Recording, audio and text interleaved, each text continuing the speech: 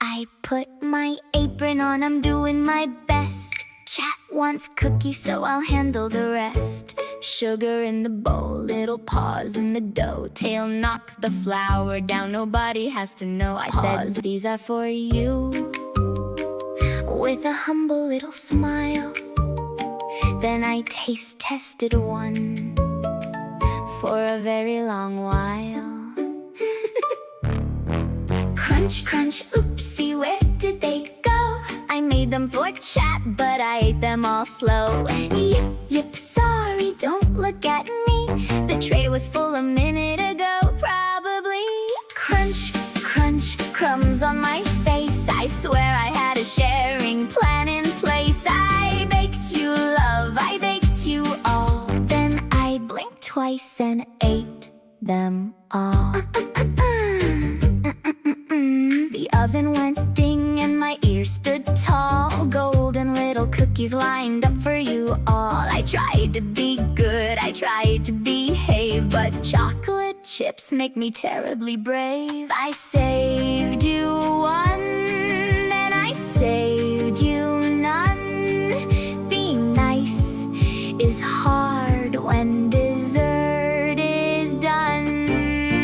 Crunch, crunch, oopsie, where did they go? I made them for chat, but I ate them all slow. Yip, yip, sorry, don't look at me. The tray was full a minute ago, probably. Crunch, crunch, crumbs on my face. I swear I had a sharing plan in place. I baked you love, I baked you all. Then I blinked twice and ate them all. So chat next time, I promise it's true. I'll bake another batch just for you. But guard the tray and watch the door, 'cause I'm already hungry for more.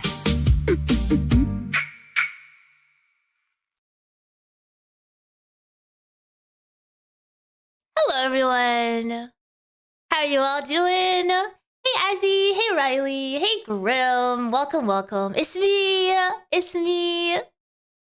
Let me just switch up my sound source and we're ready to go. We're gonna continue the Reckless Ben saga. We did not have any news for a very long time because Reckless Ben was not able to say anything. He was not able to post his third video on Bricks and Minifigs because all of a sudden he was being sued by the company. So now we get to see how everything has unfolded. Yes! I decided to switch it up a little bit, you know? I hope you guys are doing good. We have a long day ahead of us. Not only do we have this stream, we have a gaming stream later where I'm gonna try a new game called Funnel Runners. It came out this week, I believe. And it's up to 8 players. So that doesn't happen too often. I think I might be playing alone. I didn't invite anyone. I did check some interest on the game on Discord, but no one said anything. So I'm just gonna be playing it by myself and then hoping that you guys maybe join me for a community night. So that's gonna be later at 6 p.m. EST. For now, let's check in on this Reckless Ben thing. Before we go straight into the Reckless Ben video that he made, we're going to check out an update from 11 days ago regarding some court procedures before Reckless Ben was able to say anything at all on the subject. So let's see that. And then the actual video that Ben came out with regarding this whole process was 9 days ago. So let's see what Law and Crime Network has to say about this. Welcome to Sidebar, presented by Law and Crime. I'm Jesse Weber. Dun, dun, dun, dun, dun, dun, dun, dun. Okay, got an update for you in the Reckless Ben saga. He was in court. We have the video of it. Now, before I play you the video of this and tell you what happened, I gotta give you the backstory and also an update for you since the last time we talked about this case. So this all centers around a dispute over this reportedly high-valued Star Wars Lego collection. There was a guy named Brian Mansell, says he placed this Lego collection that was reportedly originally valued at over $200,000, although there was reporting maybe it's worth less than that, on consignment at a Bricks and Minifigs store in Salem, Oregon back in 2023. Apparently, the original owner of this store Sell the sets, keep a commission, and then you go. The But Bricks Legos. and Minifigs, corporate, allegedly said to do this, to enter into this agreement with Mansell, this violated their franchise rules. 2024, the store closed, and the details about that, by the way, are even in dispute. That's Right, a side Izzy? question. But Mansell reportedly asked for either the remaining parts of the collection that hadn't been sold back to come back to him or $80,000. Now, the new store managers, reportedly Joshua Johnson and Brandon Best, allegedly said the Lego sets weren't there. And according to the Salem Business Journal, 1 year after entering into this consignment, So the store changed ownership, right? And so the guy who's owed the money for the Legos that weren't sold, he was like, yo, where are my Legos? If you can either give me the money that they're worth or you give me back my Legos. And the new owner was like, I don't know what you're talking about. We have no Legos. I don't know about this contract. It's not our responsibility, right? So then Reckless Ben, who is a content creator, he came in and tried to harass, basically, and get these Legos back for the owner of the Lego sets. And we did go through all this journey through CoffeeZilla that also covered this. And we did this a while ago when there was still news on the subject. And they went radio silence for a while, especially Reckless Ben, apparently because he had been taken to court by this company. And that's where we're at right now. I'm in agreement with the prior owner. Mansell reportedly sent a termination notice to Johnson saying he hadn't been paid that month's earnings from sales and that he hadn't been allowed to come inspect the inventory. Eventually, they seemed to offer Mansell recovery. Yeah, I wonder if Lego said anything on the subject. That would be interesting, right? Covered sets worth $2,000. I remember when Legos cost 15 or 20 buckaroos. What is this mess? Cough, cough. Honestly, I was never a Lego gal, but I used to get like Lego sets as a gift for my sister because she liked it.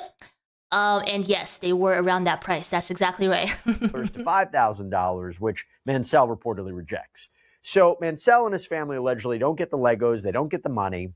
And according to Salt Lake Tribune, court records allege that It wasn't Star Wars though. I would get like these there were these sets that would come out. They were smaller and they probably didn't take too long to put together, but they had like these cool looking creatures like sort of like the Predator or something, right?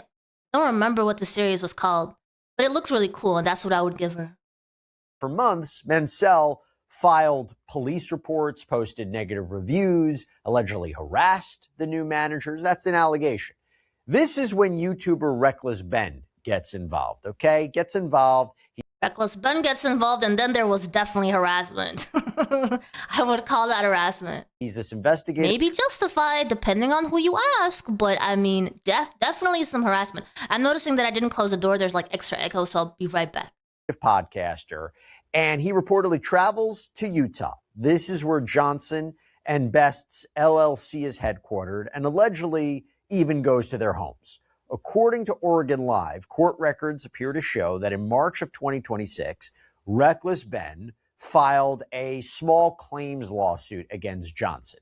Before I even get into that, when I interviewed Reckless Ben right here on Sidebar, this is his take on the legal situation, part of his take. When did the lawsuit get filed? That should be better, right? The sound? The first one, so we actually did one lawsuit Hey, Pete. and then ended up closing down the whole store. I'm going to the Lego store. Ooh, you think I should ask? Yo, can I speak to the manager? Do they have an opinion on this Reckless Ben situation? So that Hey, ended up Kermit. actually not working out. I think they closed down the store to avoid paying us. So we're like, well, if we can't sue the LLC, we shut down their store. We'll just sue them personally, you know? And so that lawsuit was filed probably a couple of days before I went to Oregon, I'd say. So in other words, you Ma'am, I just work here. couldn't even get this in front of a court, get this in front of a jury, litigate it. They closed the store, so there was nothing left to do. So you decided to go to Utah now to confront Mr. Johnson, right? And explain to us Yeah. what happened there. So it's such a long story. So first, before you can get a court case approved, you have to have what's called a good faith. We went through all this process, by the way, in my previous videos. It was a while back, so you have to scroll down a little bit, but we did cover all of this. We even went through like body cam footage from the police because they were being harassed by the police over there as well. They were like, over here we do things differently, blah, blah, blah. It was crazy. So you should definitely check that out if you haven't already. Conversation. And I mean, every state's different, but in Marion County Court in Oregon, Utah, this is their procedure, I guess. So you have to show actual verifiable proof that you tried to have, like, resolve it outside of court first before it can get to a court. So I go. Man, his background would be so cool if it wasn't like fake, right? Look how, like, you can see it's a textile behind him because there's like the creases on the right side. You guys see that? It's not a real background. To Josh's house to basically just talk this out with him, like, hey, like, we don't want to take you to court. Can we solve this like adults, you know? And he calls the cops on me, and they let me go, of course, because I didn't do anything illegal. And then I'm like, okay, well, we had the good faith. The importance of ironing. No. Ironing would not fix this problem. This is just hanging it wrong. Ironing would not fix this specific problem. I appreciate you being a big defender of ironing and all, but it would not fix this. Conversation, Hey, my court case is approved. So we, next step, serve him papers. I can't serve him papers because I'm involved in the court case. But I just like literally put on my Instagram story. I was like, hey, anyone? The creases, I didn't know what to call it. What is that? Like this part over here. So I go to Josh's house. Yeah, well, yeah, I can see what you mean. Yeah, that, yeah, I see that too. But I might not have noticed if it wasn't this big one right here. House to basically just talk this out with him. Like, it's approved.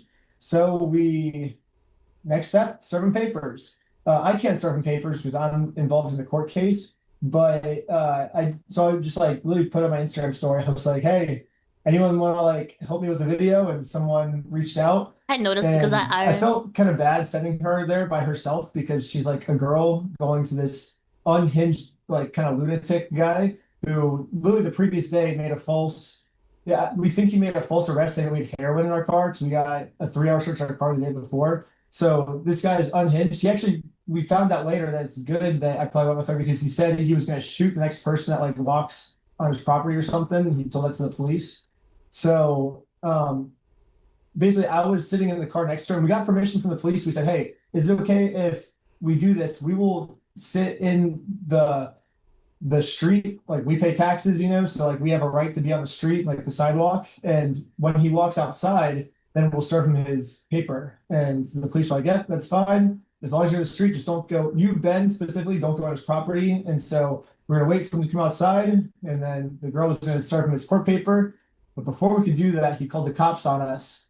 And at first the cops were like, okay, like, I see what you guys are doing here. Like, this is the legal way to do it. They leave. He calls the cops on us again. I think the cops just ended up leaving and coming back for probably like a 2 or 3 hour period until finally Josh has convinced the police that this is a fake lawsuit. And we see this in the unredacted body cam footage. He's like, I think he said it's a million, billion, quadrillion % fake is what he said in his exact quotes. And he's now fully convinced the police department this is a fake lawsuit. So the police officer actually goes and calls the court, verifies it's a real lawsuit, and then after that, that's when they arrest me, I guess. I know this is a little bit of a 180, but I have to say it. Do you hate calling to make a doctor's appointment? I feel like everybody does. It's so easy to procrastinate. Excuse me, I don't care about your sponsorship. ZocDoc.oc, and you see the various interactions with police and Ben and others who were reportedly connected to Ben, and there were allegations Ben was directing these people, and there was impersonation allegations just to get closer to the homes, to get contact with Johnson and Best, and this all leads to Ben's arrest. How's it going? I'm Officer Hawkins, American Fork Police Department. How you doing? Good, how are you? Good. What's your name? We looked at all this body cam footage, by the way. You can check it out in one of my past videos. You Ben? Okay, go ahead and lower this window for me, would you? It was very interesting because they were very interested in Ben specifically, and they were almost pretty much harassing them. What's your last name, Ben? The police. Schneider. Okay. What are we doing, boys? We're just going for a drive. I actually live in the area. Okay. I'll ask again, because I wasn't born yesterday. Why are we doing it? I wasn't born yesterday, and I have some information that makes me think that, you know, you're here for another reason. Why are we harassing people? Yeah, dude, they came in with dogs to sniff out, like, drugs, and they made it seem like there were drugs in the car. Holy crap, it was a whole thing. It was absolutely crazy. Okay. Go ahead and give me your ID. You have your ID on you or no? Okay. All right. So. Do you want to follow us to my house? My house is literally down the street. All right. So, well, here's the thing, okay? So you were all involved. You were all involved yesterday in an issue at 274 Stores Avenue, right? Well, you were trespassed from the residence yesterday, correct? Yeah, but we were on the residence. I know. You sent someone else. We didn't send him.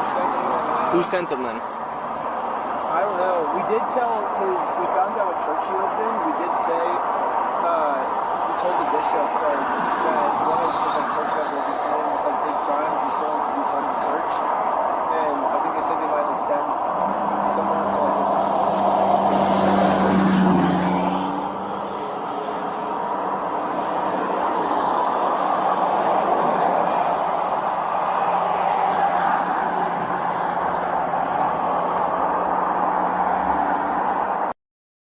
Minifigs corporate office. You go to May.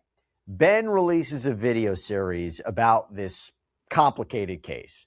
Goes viral, millions of views about this. Yeah. Accuse corporate of stealing, claim that police are protecting them. Bricks and Minifigs, they end up filing a lawsuit against Reckless Ben, Mr. Mansell, and others. You're talking 13 causes of action.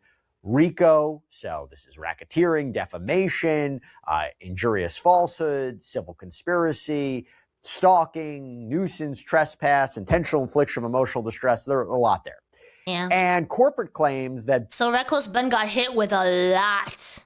Ben and Mansell, And a lot of people believe Reckless Ben was in really serious trouble because of it. allegedly coordinated this massive multi-platform media campaign that was aimed at not finding the truth, but was really an extortion plot to extort money and damage the company's brand and reputation. That this was allegedly done, a very lucrative commercial prank stunt to get clicks, get all this money on GoFundMe, boost Patreon subscribers, and they claim that this wasn't investigative journalism, but across the line. And they allege that there were fake raffle materials and fake Guinness World Records style awards and disguises and posting signs and all this. They said it was basically like harassment. And they basically said this led to online harassment and review bombing and death threats, and that they're seeking all this money in damages. Those are the allegations. They also reportedly got a win in court, a temporary restraining order, a TRO, saying that the plaintiffs are likely to win on the merits of their case. And the court order essentially prevented Ben and Mansell from contacting, harassing, stalking, or intimidating any of the plaintiffs, their corporate employees or store owners, stalking, trespassing, or targeted picketing anywhere near the private residences or storefronts belonging to the plaintiffs, publishing, distributing, or broadcasting false, defamatory, or disparaging images or statements regarding the business or its affiliates. That, and by the way, that's going to... Which meant he couldn't post any more videos regarding the subject. And that's why we haven't heard from Reckless Ben, even though we knew that it wasn't over. There was still a lot happening in the background, but he couldn't actually post anything about it. In fact, the YouTube portion of this, the videos, soliciting or recruiting Bricks and Minifigs employees, franchisees, or contractors to work as undercover agents, creating, orchestrating, or participating in staged confrontations or deceptive activities. You get the idea.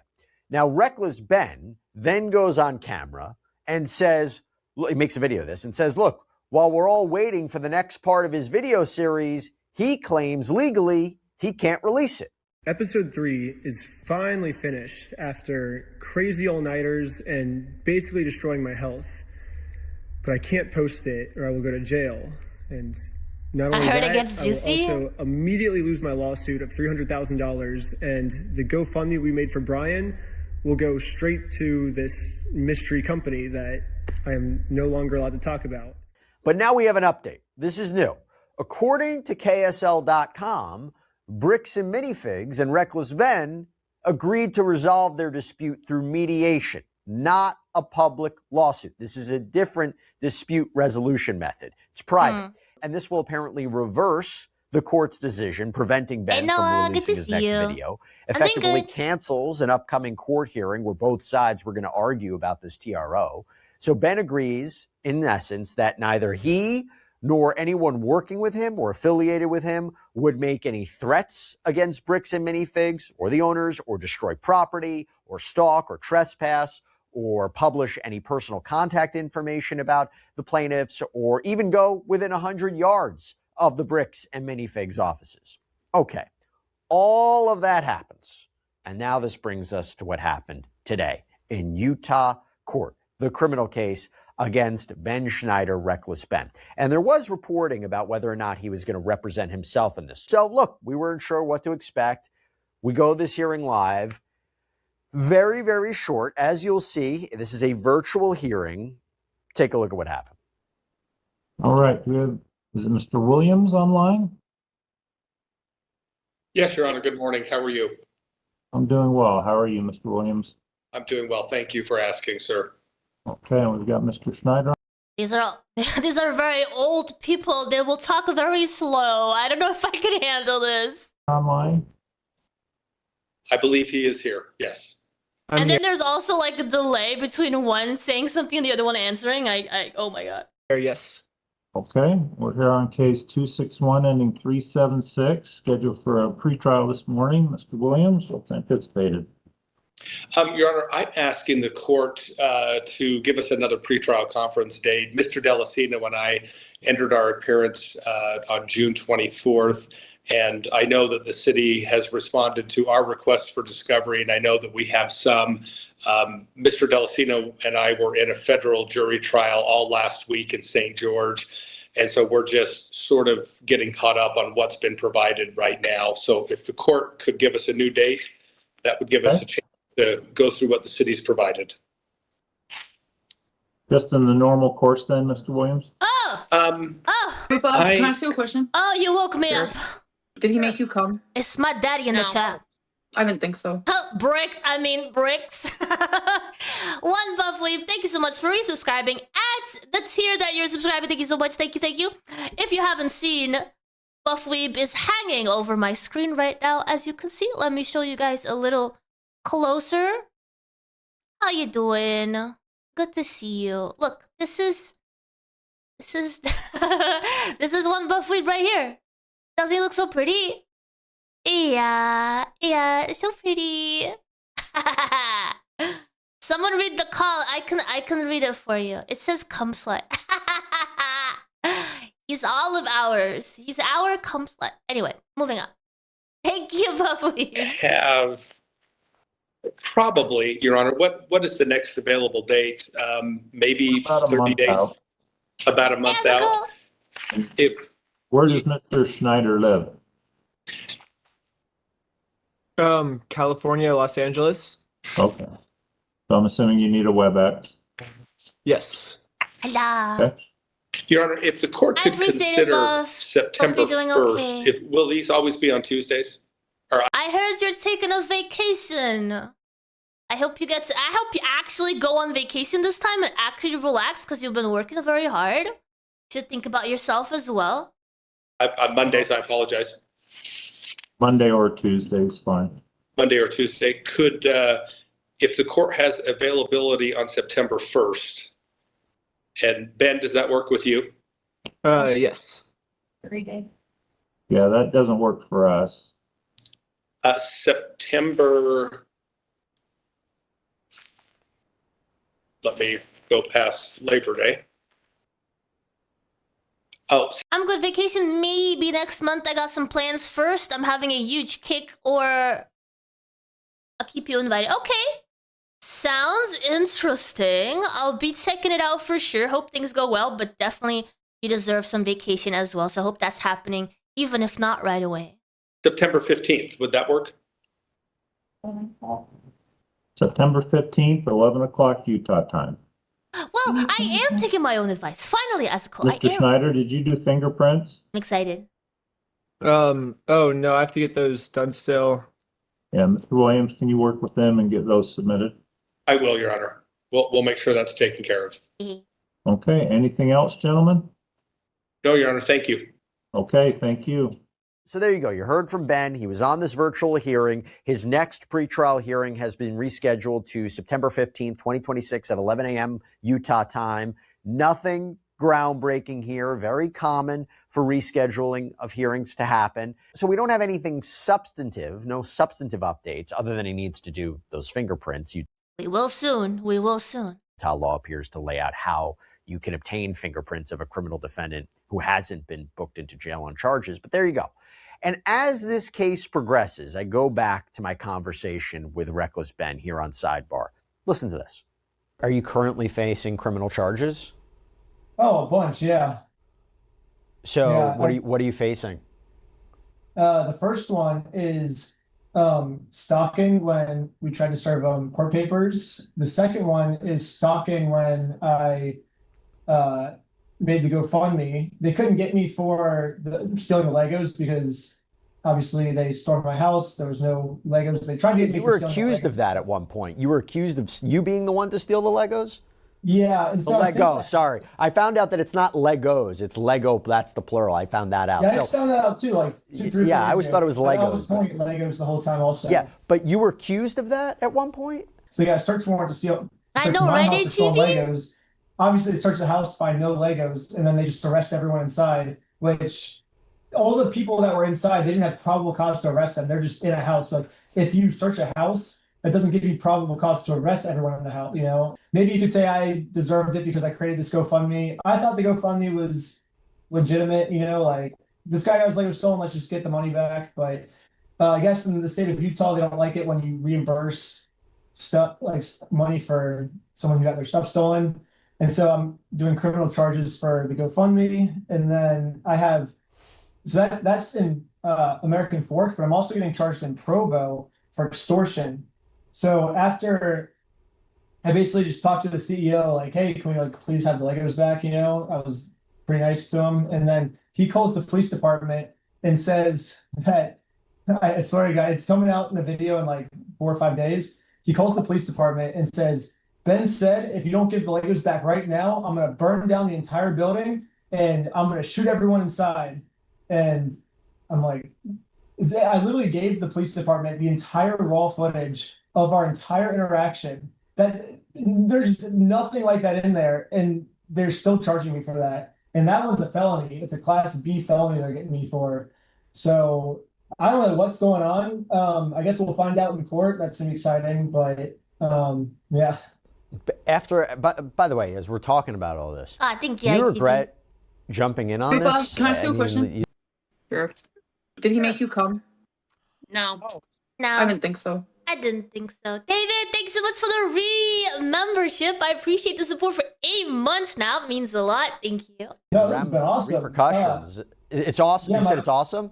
Yeah, my whole career has been basically trying to put myself in like super hard situations, then figuring a way to solve it. And like, okay, we have this huge problem. How are we going to solve it? And now I feel like I got a pretty big problem, right? Like this company's using no joke. Pretty big problem. one of the best law firms in the entire world to try and destroy me from putting out this documentary about them. How do I get out of this problem? It's a huge problem. And I don't know, I can come up with creative ways to get out of it, I guess. So it's like peak, like what I live for. You know, I love solving problems. I love doing hard things. And this is exactly what I live for. I got to call something out too that I thought was interesting. This is a misdemeanor case. It has gotten a lot of attention, a lot of thoughts, a lot of commentary on Reckless Ben and what he purportedly was trying to do, who's in the right, who's in the wrong. Law enforcement even got involved in this in terms of saying, look, we know that people have feelings about this. We're just trying to follow the law. But KSL spoke with Steve Burton, who is a Utah attorney. He's also the director of the Utah Defense Attorney Association. And he brought up some interesting points to consider in the criminal case that I just want to call out. So he basically made, again, some interesting points about how under current Utah law enforcement, they're able to redact portions of body cam footage. So while people may think something nefarious is going on, yeah, the redacting of the body cam footage was insane. And from my point of view, it didn't seem justified whatsoever. And I think it would be good for everyone to see what they were actually talking about. But they would constantly redact so that we couldn't get the full picture of what was going on. And it was usually like conversations between the police officers, or, you know, very suspicious things could have been going on that we wouldn't know because they redacted it. there are perhaps legal exceptions to what can be publicly released. Now, maybe this is something that was talked about in the article. Perhaps there needs to be a change in the law.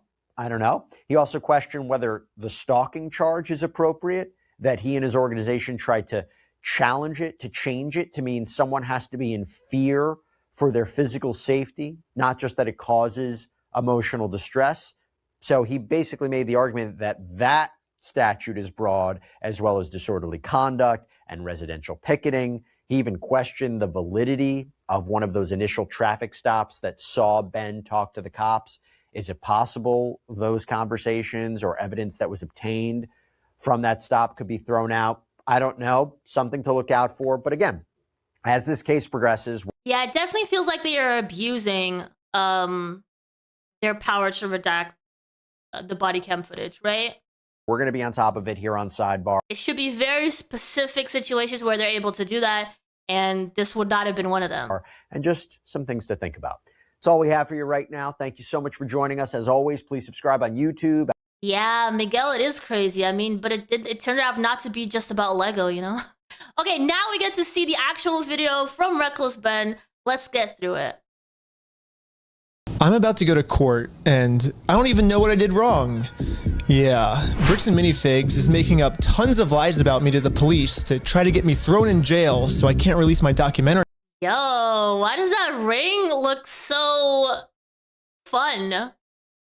It looks naughty, doesn't it, guys? The ring behind them, it looks like some kind of sex swing. Anyway, sorry, I'm getting distracted. Anyway, about the video. About them, but the crazy part is I'm not even allowed to know what they're saying I did.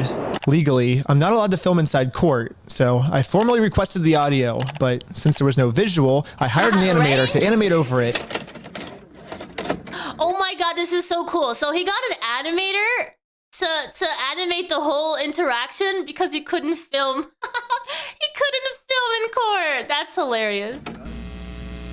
And then he gave the actual, like, recording, the audio recording to the animator, and then the animator made this. Isn't that so cool? Right now, I kind of don't even know what I'm being charged for because all of the body cam footage has been redacted, and they say it's to protect the victims. However, I think there are some redactions that maybe don't make sense. This is so good. And that weren't to protect the victims, and there's some things being said about me that are redacted that I don't know about. I do have some concern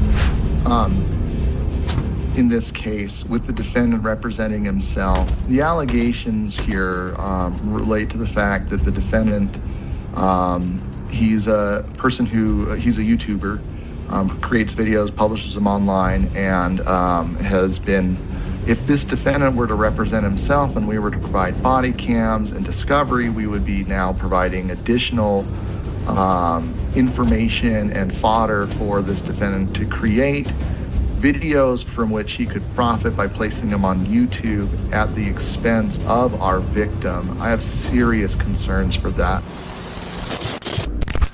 Yeah, the state of Utah is claiming that if they tell me what I'm being accused of, then I'll use it for content on my YouTube channel. And they can't have that. Why is that a problem? They're arguing to the judge that the best thing to do is to not let me know what's being said about me. What? Which is very strange, but very suspicious. That's their argument. And just in case you haven't been following along with this whole Lego story, this is all happening because I stepped in to help a family who got their Lego collection stolen from a company called Bricks Minifigs. And for the last couple months, this company's been doing whatever they can to get me arrested so they can keep all the Legos for themselves. And this isn't even just me speculating. One of their own employees literally told us. Yeah, they're finding all kinds of reasons not to do or not to disclose certain information because of his line of work. And I don't think that should be able to be done like that. That's what their plan was. I got a call from Dang. But eventually, Bricks and Minifigs found out that I'm not just some random kid. I'm actually a YouTuber making a documentary on the entire scandal. So the YouTube guy is named Reckless Ben. I don't want to be on YouTube. Yeah, this is when things really started I getting don't want to be on YouTube. Yeah, I bet you don't, pal, because it doesn't look very good for you now, does it? crazy. Bricks and Minifigs went into ultimate defense mode and was going to do whatever it takes to prevent this documentary from coming out. First, I bet this guy is doing such shady stuff where he lives, not just regarding the company, but like all kinds of things. And he doesn't want to be in the spotlight, you know, because it does not look good for him. People are going to look into him. He's part of like Mormon church or whatever. And it's just not what he would want. So it's not in it's not his interest whatsoever to have more of that attention on him. the police got a call saying I had heroin on me. This officer's going to conduct the search of your person because substances. Yeah, there was absolutely no reason for them to search the car for heroin or any kinds of drugs because there was nothing there. And they brought the dogs. They made it look like he had something in there, like dog. They basically forced the dog to say, yeah, there's something in there because he kept circling and circling and circling. There was nothing, and the dog was not doing anything. And then he just basically forced the dog to say, yeah, there's drugs in here. And then they opened the car up, and then they looked everywhere. There was nothing, obviously. And obviously, they found nothing. But then they got a call saying that I was the one that stole the Legos. And I got swatted by the entire police department. Included in the warrant. So first they say there's drugs in the car. Then they say, oh, Reckless Ben is the one that stole the Lego. And then they somehow get a warrant to search his house? When the people that they should be searching for the Lego have a lot more justification to search their house. Why don't you search their house? Why would you be looking for Reckless Ben's house for the Lego? It's so crazy how much they got attacked with compared to what the actual culprit was being attacked with. It's so nuts. We all got arrested, but right when I got out of jail, I got a warrant for my arrest for some mystery crime that I committed. It seems like this guy might live in LA, or his last known address is in LA. Yeah, the police showed up to my house all the way in Los Angeles to arrest me without bail. He was like, just tell him he has a warrant for his arrest. But the police couldn't arrest me. Any idea where he actually is? No idea. Okay. I was somewhere very far away. But anyways, back to court. The judge is looking at signing a protective order to protect Josh and all of his statements Yeah, he's doing all this lawyerless. about me. If this protective order gets signed, himself. then I'll never be able to find out what he's claiming I did. I got bad news. I don't think we have any more budget for animation, dude. We don't have any more budget for... Yo, not only does he not get a lawyer, his animator doesn't have enough money to cover the rest of the audio. Oh, shoot. So how do we animate this next court scene? I guess if we have to not pay the lawyers, then I guess the animation's more important, right? Yeah, we just... Okay. So he went lawyerless so he could pay for the animation for his video. That's hilarious. decided maybe the lawyers are actually more important. So, yeah, we ran out of animation budget. Sorry, guys. The court's inclined to sign this pretrial protective order unless you have an objection to it. Mr. Schneider, and the objection to such an order. It wasn't his house, but the Airbnb owner who actually was a buddy of one of the cops. Dude, really? Oh my gosh. Someone should make a whole separate investigation regarding, like, the police's whole attitude around this case. Yes, I think there's a bunch of misunderstandings in this case. And so this person doesn't want to get exposed, so he's making up a lot of lies about me to order to like get me arrested before he gets exposed. So that's what this whole thing's about. However, before I was allowed to show any of the overwhelming evidence I have to support my claims, the judge didn't care about the evidence and signed the protective order anyways. Mr. Schneider, the court's going to sign this order and serve it upon you. So the court has made it clear. They do not want to look at the evidence and they want to protect Josh and Brandon. They don't want to look at the evidence? For some reason. And now I have to somehow fight a court case against... So wait, now he doesn't have a lawyer and he doesn't have the animation? What's going on here? all of these mystery crimes against me that I have no clue what they're even saying I did. So this whole mess is happening in American Fork, Utah. But I'm also being charged with another case in Provo, Utah. This is where corporate Bricks and Minifigs is, which is why I'm also being charged here. And this police department has surprisingly actually followed the law when it comes to discovery. Oh, yay! And they sent me all the raw body cam footage of what I'm being charged for. Let's start at the beginning. The moment I first That's surprising. met the CEO. The reason I'm talking to him right now is because before exposing this company for the grand theft they committed, I thought it was in good faith to give them an opportunity to do the right thing first before I make a documentary about this. You had like $200,000 worth of Legos in your guys' store? Nope. Never happened. But the CEO did not want to take the opportunity to do the right thing and instead instantly called the cops on us. Hi there, I'm calling to report a crime. They themselves say, hey, you guys stole this product from this person. If you don't give it back, I'm going to burn the place down. Or we're going to burn the place down. Or I'll kill you. It's Ben Snyder who's been the one engaged in this behavior. You can see in the police report that the crime he wanted to get us charged for is called extortion, which basically means we're threatening him into paying us, which is very illegal. However, obviously he's just making all of this up. The reality is, I just thought it was a nice gesture to give him the opportunity to do the right thing first. If you guys do have our Legos, we just kind of want them back, you know? But if there's one thing I've learned from this entire experience, it's that whoever ends up doing the morally right thing just ends up getting screwed over. So now it's time to play the way Bricks and Minifigs is playing and use their own strategy against them. Right now, their strategy is to get me arrested before I get them arrested. So now I'm gonna Uno reverse this and get Eamon, the CEO, arrested before he gets me arrested. But if I'm going to be the reason that someone's going to jail, I should probably make sure that they definitely deserve this. So I'm going to give them one more chance to try to do the right thing first.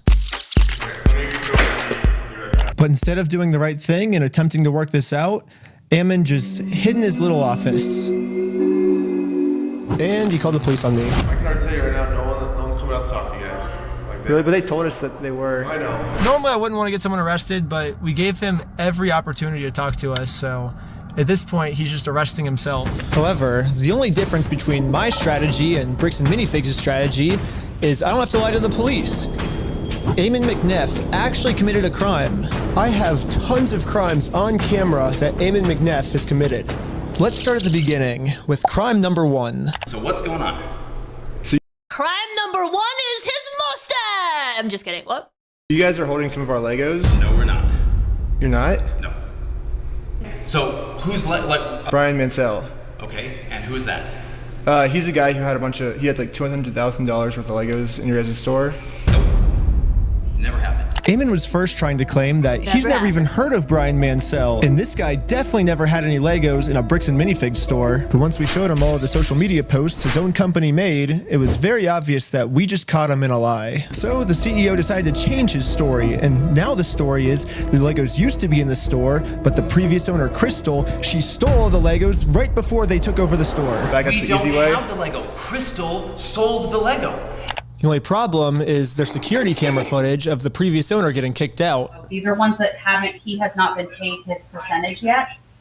And if I don't have the tickets, I won't know how much I need to pay him. That's a business thing and not necessarily yours. He's taking on the business, he takes on all that consignment.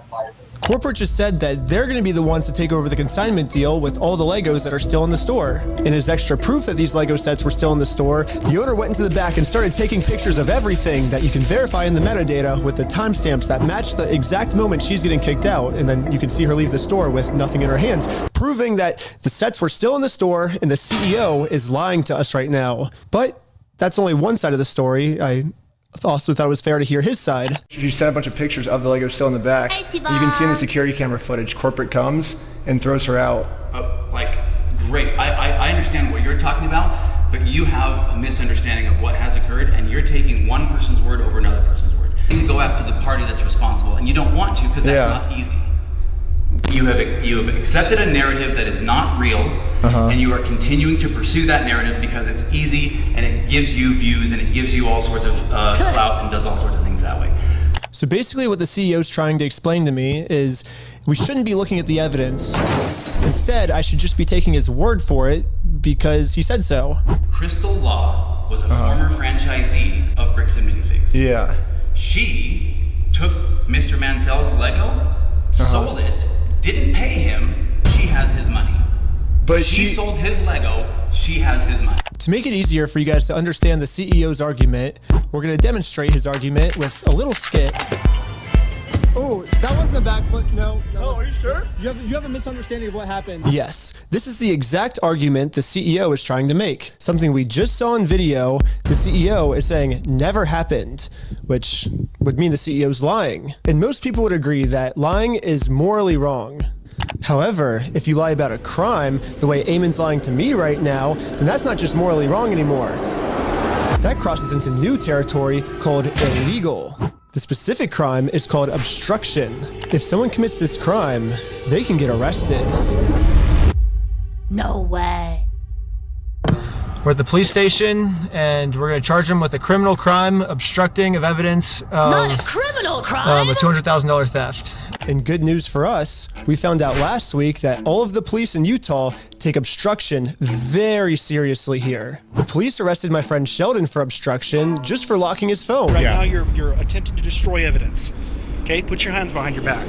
I was just locking my phone. You're under arrest for obstruction of evidence right now. The crazy part is, the police didn't even have a warrant, so Sheldon locking his phone was 100% legal. But the police arrested him anyways because that's literally how serious the police take obstruction crimes here. They do not mess around when it comes to obstruction. So now, just imagine how angry the police are gonna be when I go into the police station and tell them that someone is actually, for real this time, committing an obstruction crime. And this obstruction crime is on a much bigger scale. Oh no, you crazy? Later, the police called me saying that they were gonna do a police investigation on this. Hey, Benjamin, this is Officer Halpern from Provo Police. I told the detective the entire situation. He was saying that this family's Lego sets were never even in the store, like all of this stuff, and it's all documented. I have video of all of him saying this. I think he's like falsifying evidence, and I think that's obstruction. And now that we stole Bricks and Minifigs' strategy, I think the plan is finally gonna work. Looks like the CEO is going down. I mean, I submitted the videos of Eamon saying we're gonna burn down the building and shoot him. They themselves say, hey, you guys stole this product from this person. If you don't give it back, I'm going to burn the place down. Or we're going to burn the place down. Or I'll kill you. And then I submitted all the raw footage of the entire conversation I had with him, proving to the police that we never even said anything close to this. This raw footage verifies that everything I told the police is true, and everything Eamon told the police is a lie. On top of that, I even got access to the complete case Eamon made against me, and he doesn't have a single piece of evidence to support any of his claims. Which I guess makes sense.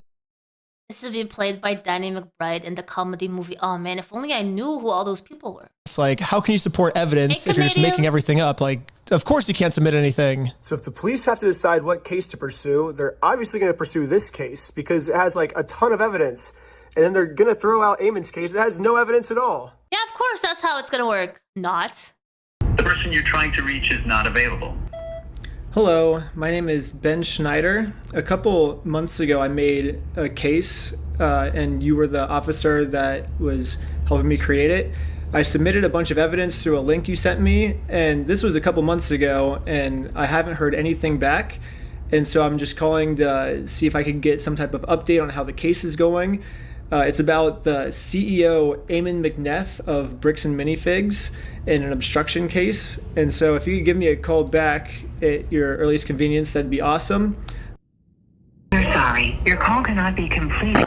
Yeah, literally no matter what I tried, I could not get a hold of this police officer. So I'm traveling all the way back to Utah to go back to the Provo police station in person to see how the police investigation against Eamon is going. And I just so happened to get a hold of the police schedule and arrived at the exact time this officer was supposed to arrive. But before I could speak to this officer, one of the other police officers called into the front desk and asked to talk to me. I'm not seeing him on duty right now.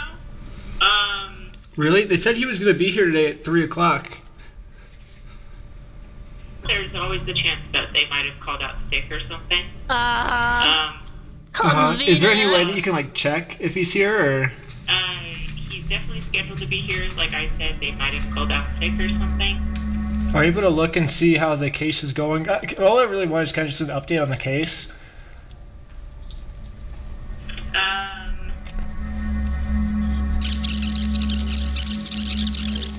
That's not something that Okay, you can't even just tell me like how it's going, like if he's still looking into it, or? No, I can't. That's not something I can do. Okay, well, thank you. This is so basically, weird. I came all the way out here to find 0 answers, but eventually I did find an answer. They sent it to me in the mail. He's gonna have to go to work at some looks point, like I was right. The police only had time to take on one of our cases, and it was Ammon's, not mine. Yes, the case that had an overwhelming amount of evidence. They thought that case was garbage, and they took on the case that has 0 evidence at all.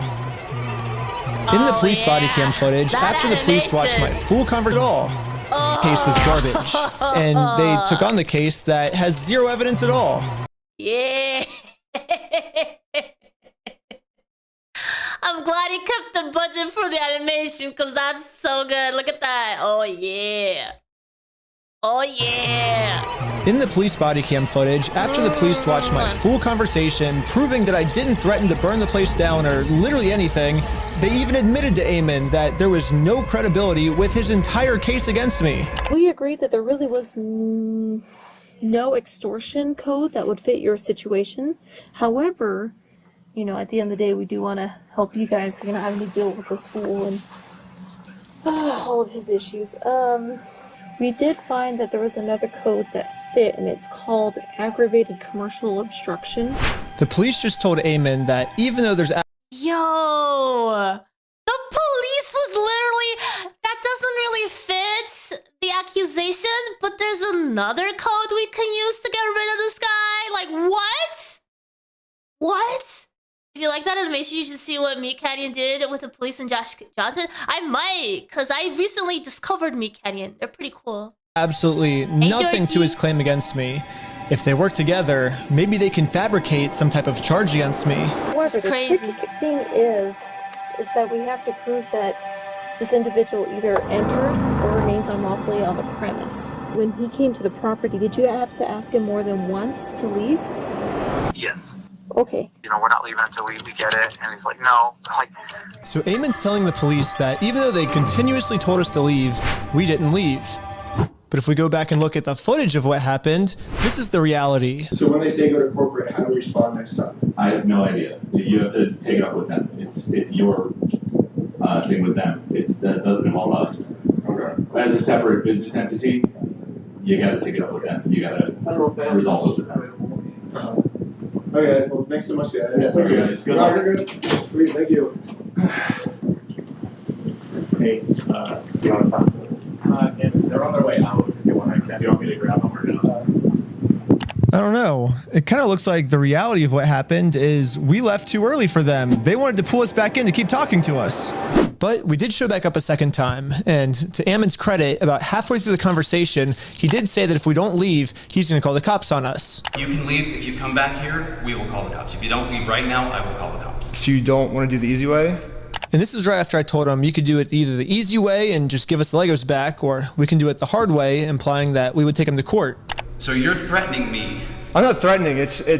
We're right. Like, we have a right to the Legos, so we're gonna get them the easy way or the hard way. What proof of ownership have you provided to me that you own this Lego? I mean, I can give you proof if you want. Right, provide proof. But right after he says this, he's now asking us to provide him proof that we actually are entitled to these Legos, so we can't leave now because he just told us to stay and provide proof. And then at the very end of the conversation, he says this one more time. Okay, you've been asked to leave. Please leave. We have to leave? Okay. Well, thank you for working with us, and so see you later. Well, we have now all just seen the video footage of what actually happened. But now let's hear how Ammon describes it to the police. guys, at this point, I've asked you to leave. Please leave. Well, you know, like, you have to listen to us. You have to pay us this money. No, guys, you need to leave, and you're not leaving. Like, but I asked multiple times, they did not leave. Looks like that might be a second-degree felony. He's facing felony charges. It is a felony? Yes, because I went to the corporate headquarters and tried to give Ammon the easy way out of all of this, they're now trying to get me on a second-degree felony, which I don't really know how any of this would make me get a second-degree felony. Like, what the heck, police officers? But they're doing it, and the punishment for this crime is 15 years in jail. I don't know, you know, like however else, you know, like some of that stuff comes through, but, you know, like the reality is, like, We've tried to talk with him and said, we're willing to work with you. Yeah, I think one of the main reasons the police keep taking Ammon's side instead of ours, besides the whole Mormon thing, is that Ammon keeps framing the situation.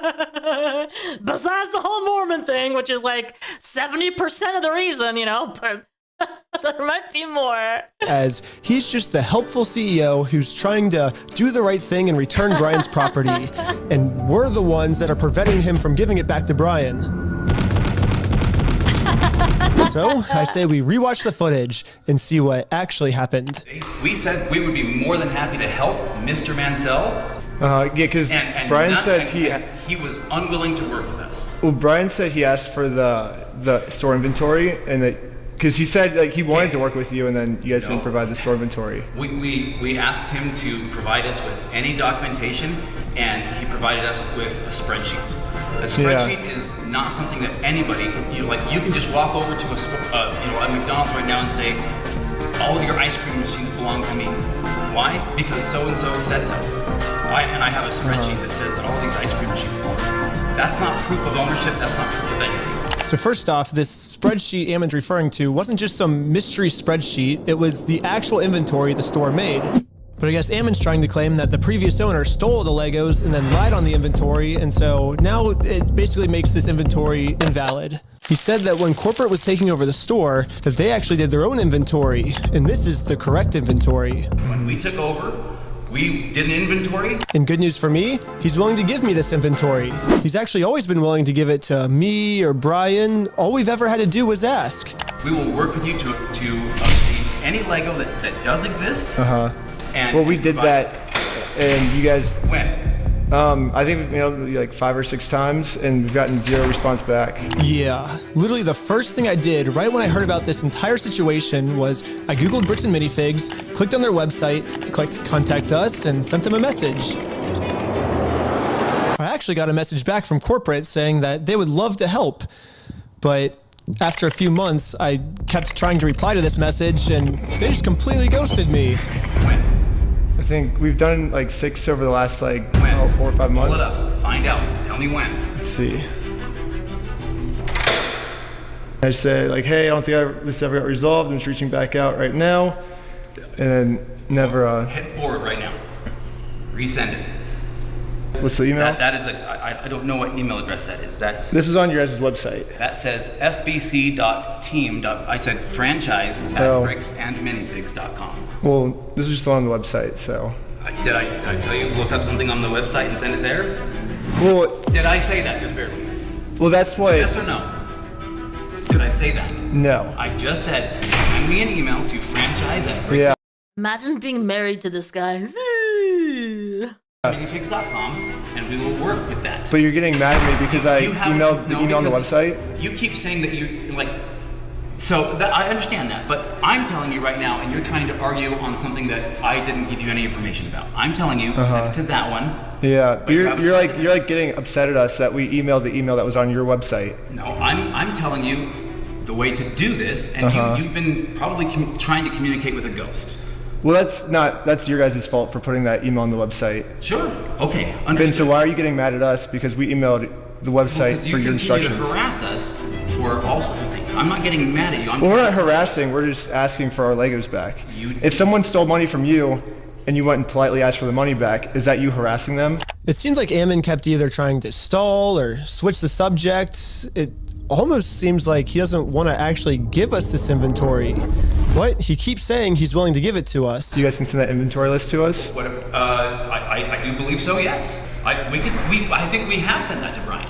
He says he said that's all he wants is the inventory list, and he'll stop bugging you guys. Well, then Mr. Mansell and you, and if you want to be included on the emails with Mr. Mansell, that's totally fine. You guys can email us, and we can go back. But you guys will give him the inventory list? Because he said he's been asking for it for over a year now. We can show the inventory list. This is a very common strategy nowadays, by the way, to address the problem with just email this address right here. I've recently had this issue with CapCut, the editing software. They keep saying, oh yes, we would love to help you, just send the email over here. And then I send the email over there, and then I get an automatic response saying, oh, please fill in this form with the information. And they use the form, and then they say, oh, please use this email. and then it never gets anywhere. Not an actual real person ever looks at the issue that I'm having. That was obtained when the And they keep stalling and stalling and stalling and stalling, hoping that you'll just lose faith, lose patience, and never contact again. store was originally taken over from Crystal Law, and we can work through that process and try and identify what was or wasn't there, and also try and identify how to proceed from there. Yeah, I think Brian gets upset because he says, they always say that they'll send me the list, kind of like how you're saying, oh, we can send it easily. But then when it comes down to it, you'll never actually send it. Exactly. So maybe if you actually go ahead and send it, it would make him feel better. Well, I understand what you're trying to get at. We're more than willing to work with you and help you. That's what I'm saying. Send an email to that email address that I just gave to you, and that will produce results. But anyways, I sent an email to the That will produce results, yeah, right. email he told me about, not the one on their website. That's a bad email. Oh, okay. Don't ever email that one or the CEO is going to be pissed. Yeah, don't use the website email. That's not the correct one. But according to There's always a secret email. There's always a secret one that you don't have access to. Now that I've sent this email, I should be receiving the inventory list very soon. So I waited all day and I got no answer. So the next day I sent them another email. I patiently waited again for about a week. And finally, this is their response. Mr. Schneider, BAM Franchising Incorporation will not participate in any form of communication that appears designed for public provocation, harassment, or manipulation of facts for the purpose of media content.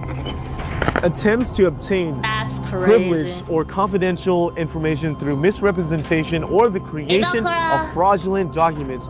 Just for me asking for this inventory list to prove their innocence, because I want to give them the benefit of the doubt. I want to be like, hey, if you're innocent, I want to prove that you're innocent with this inventory list.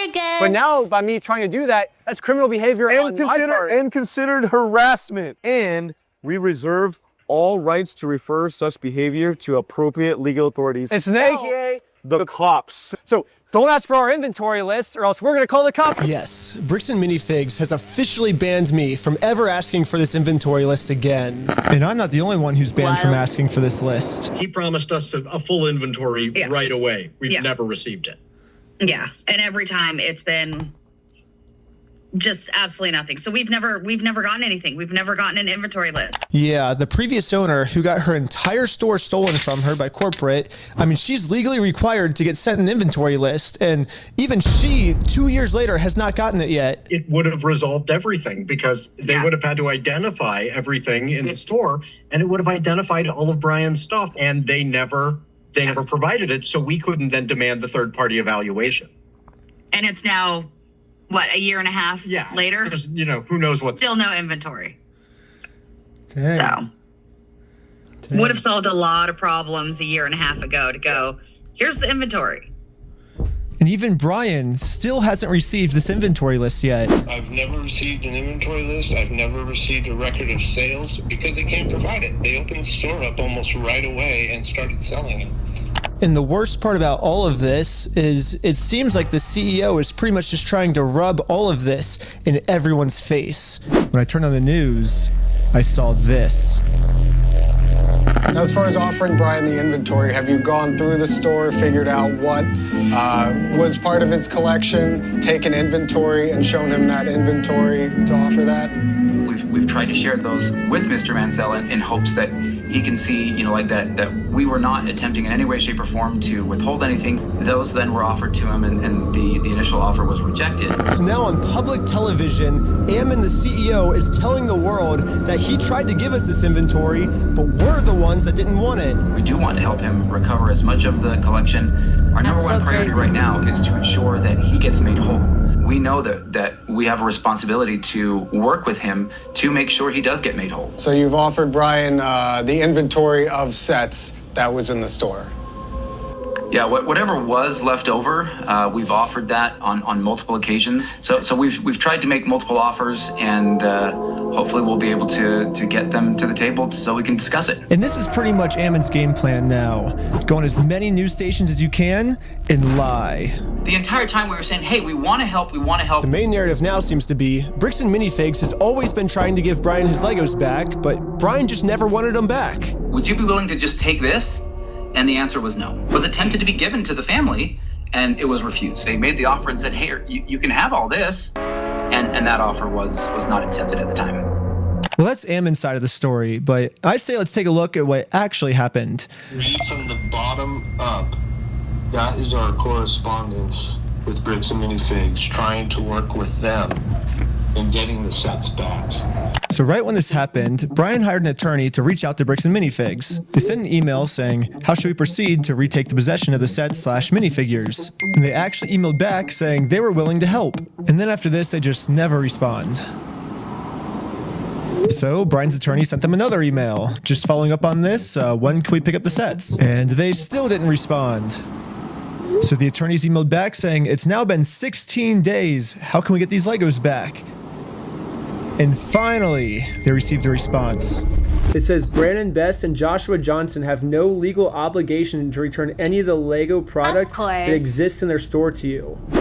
What? So yeah, basically they're saying that they're the ones that are not able to work with you, is what it seems like. Exactly. They finished this email saying, we consider this matter closed and will not be returning any Lego products to you. So as you can see, that's the reality of what actually happened. But then Ammon goes on Fox News and says this. So they actually did have an attorney send information to us. We said, great, appreciate this. Let's see what we can do to work this out. Yeah. And then we never heard back. So why is Ammon going on like Fox News then and saying, we wanted to give Brian his stuff back. He's the one that didn't want his stuff back. He didn't want any of his things. That's my point. I don't know. He's lying. I truly do believe in integrity. Truly, I believe in the sentiment of integrity, and I believe everyone should have integrity. But anyway, imagine having your realtor who is selling your house say, hey, I thought he didn't want the house, so I kept it. Another thing the CEO seems to be pretty upset about is that when Brian kept demanding his stuff back and couldn't get it back, eventually he had enough. And he was like, I'm going to make a Facebook post about this. And in his Facebook post, he called Bricks and Minifigs thieves and liars. And this Facebook post, like, really pissed off Ammon. I mean, Bricks and Minifigs is literally suing Brian now for millions of dollars, all because of this. I mean, back when I was talking to him at corporate headquarters, he made it very clear that what they did is technically not actually considered theft. There is no theft. Do you understand the legal definition of theft? Legally have to meet So the definition of no. Do you understand the legal definition of theft? You idiot! That the property was stolen or otherwise not belonging to that person. And on my phone, that was not known until Mr. Mansell came in days later and said, I have some of these things that need to be. And that's another lie again, because it is not another lie. So I showed Ammon the security camera footage where corporate acknowledges that they are now going to be responsible for these Lego Star Wars sets. These are ones that he has not been paid his percentage yet. And if I don't have the tickets, I won't know how much I need to pay him. That's a business thing and not necessarily yours. He's taking on the business, he takes on all that consignment and liability. And after showing him this footage to try to bring the conversation back to reality, this was his response. Now extortion? Because we caught you guys? No, because you are attempting to extort us, so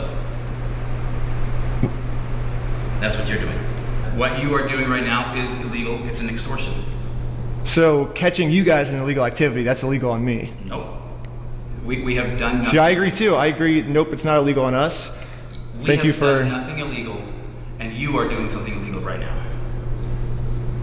I don't think that's illegal. I think us catching you guys for doing the illegal thing doesn't make that what we're doing is illegal. That means what you guys are doing is illegal.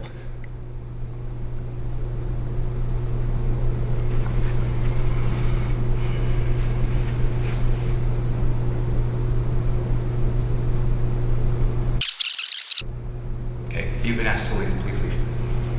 We have to leave? Yes.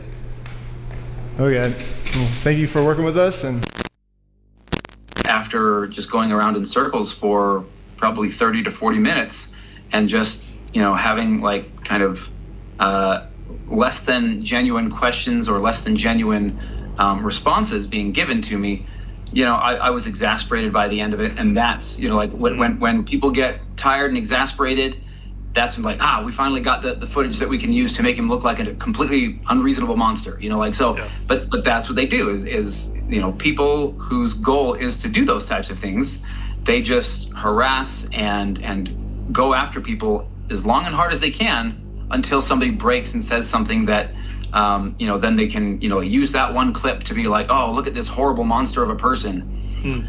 So that's what I feel like has kind of really happened here. So Ammon's claiming that I just harassed him for 30 minutes and finally he got fed up with us, which that was the one clip at the end that I used in my documentary. So I say let's go to the very beginning of the footage, my first interaction with them, and see what actually happened. So what's going on? It looks to me that the guy is one of those who believes his own lies. And there are really those kind of... Yeah, that's true, which is sad for everyone who has to deal with them and when they go on like this. I'm not sure they can help. Yeah.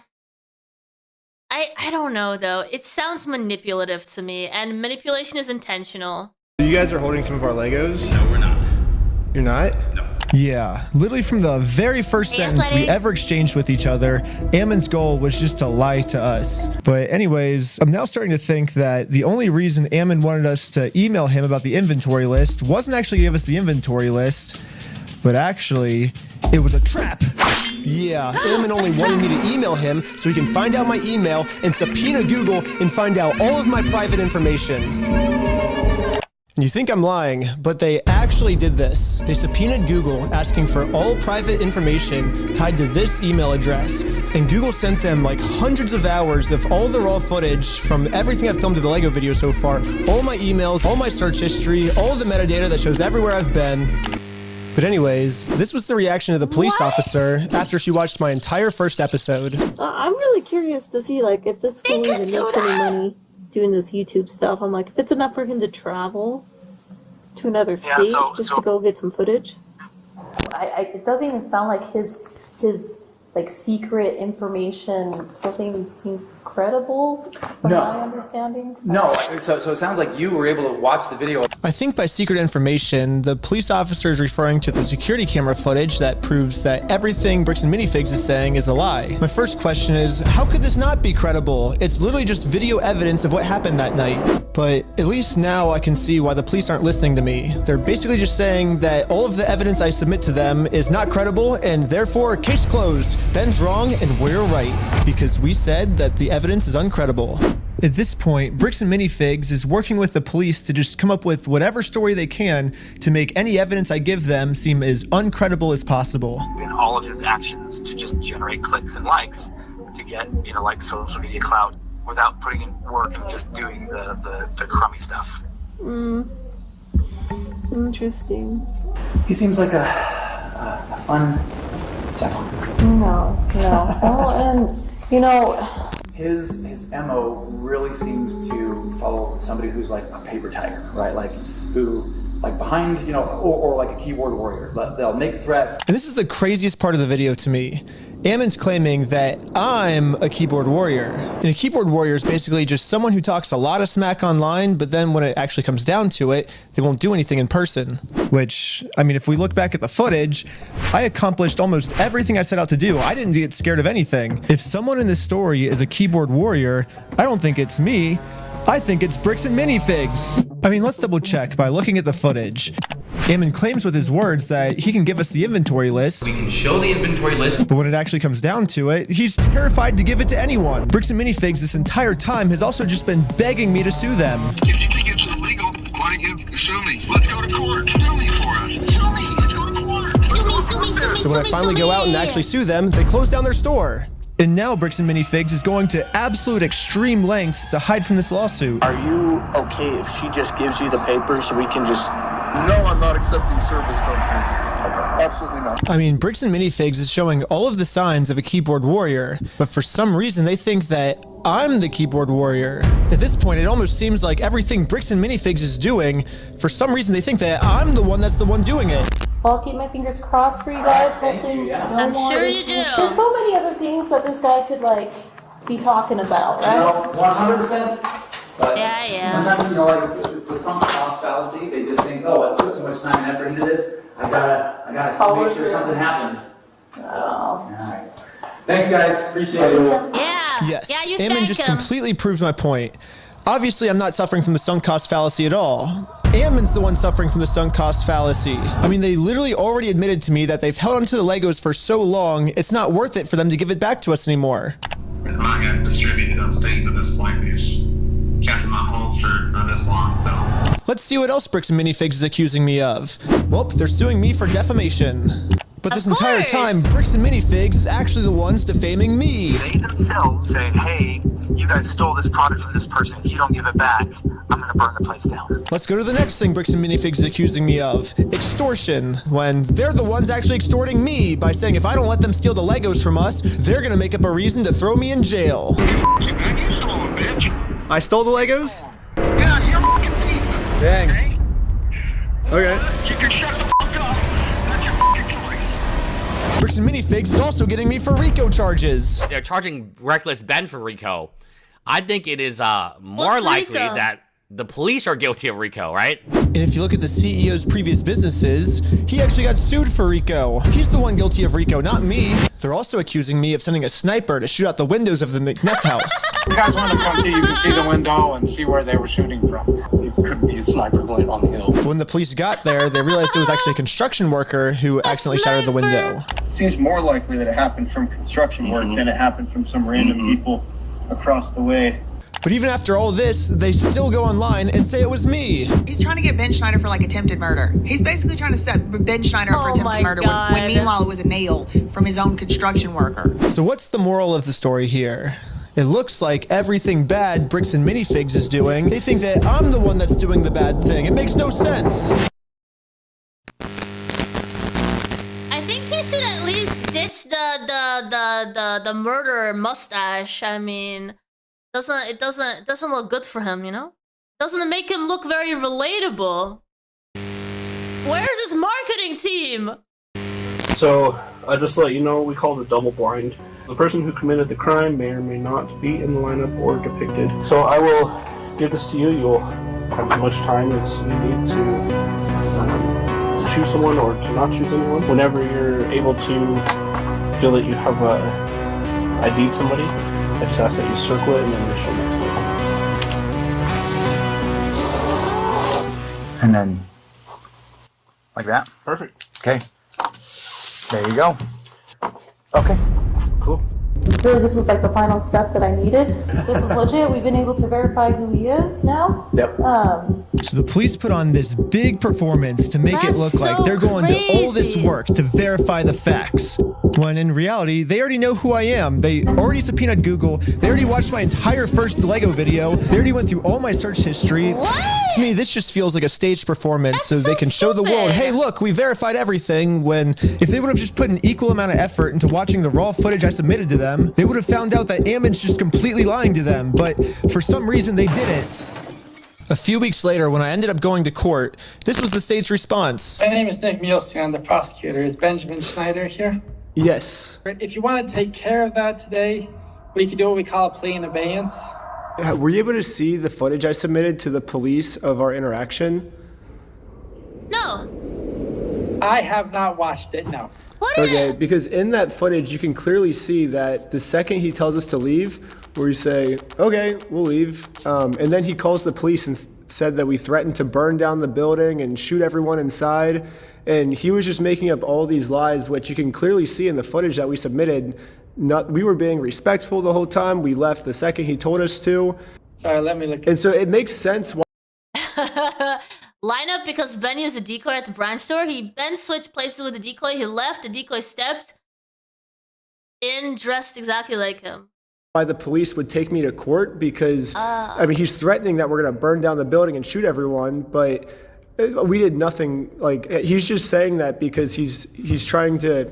I'm a documentary maker, so I'm making a documentary on the thing. So his logic is if he throws me in jail, then if he makes up a reason for me to go to jail, then I won't be able to expose them for their crimes. So that's the what's going on. It's clear as day in the footage if you watch it. I just don't understand why nobody's looking at the footage. It seems like they're just making up a bunch of false information in order to silence criticism. So did you submit that to the police officer? Yes.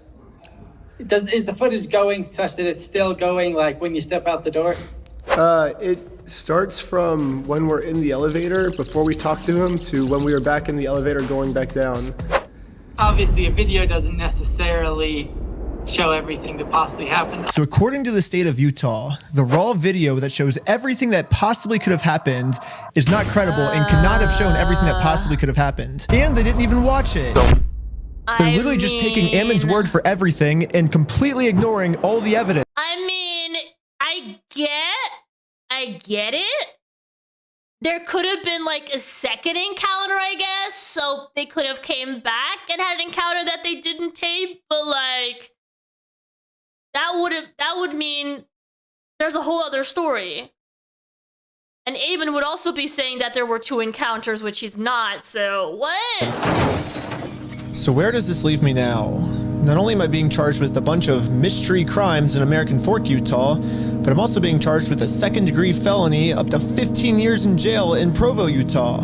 And now that they have written proof that I'm committing all of these insane crimes against them, I mean, obviously Bricks and Minifigs just made up everything, but that's not how the court sees it. The court thinks that these are real. And for Disorderly conduct is right here. Provo, Utah. And now that they have written proof that I'm committing all of these insane crimes against them, It's right here. Observed decon disorderly conduct.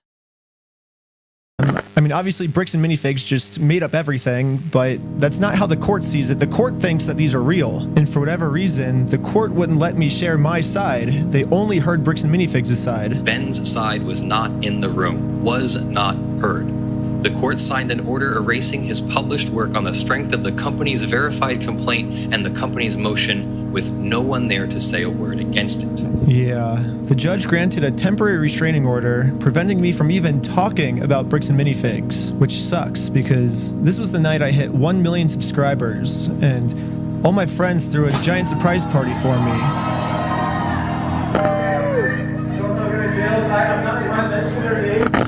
Yeah, Bricks and Minifigs gets to just keep spreading their lies about me, and I just have to sit in silence, and there's nothing I can do to stop them.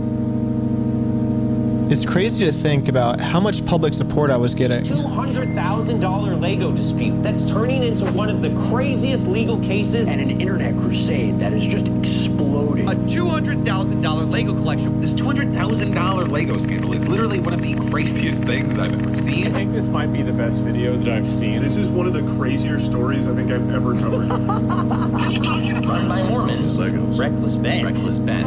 It really seemed like the entire internet was uniting to stand up to this bully of a company. Bricks and Minifigs can stuff it. Brick by brick. Brick by brick.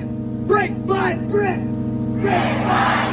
It really did seem like we were right about to get the Legos back, but I was wrong. Now the court has silenced me, and it looks like all the work I put into this was just for nothing. However, people were pretty upset that I was silenced and decided to protest. Brick by brick. It sucks that I'm not even allowed to be a part of this movement anymore. Brick by brick. Brick by brick. Or maybe I can be here, I just have to be in disguise so no one recognizes me. No. Alright, I'm here with, what was your name? I'm Jerome. Just here to support the cause. Just the American Fork local. Just here to support. Here with Jerome. I spent the rest of the day protesting for the cause, and not a single person here recognized who I actually am.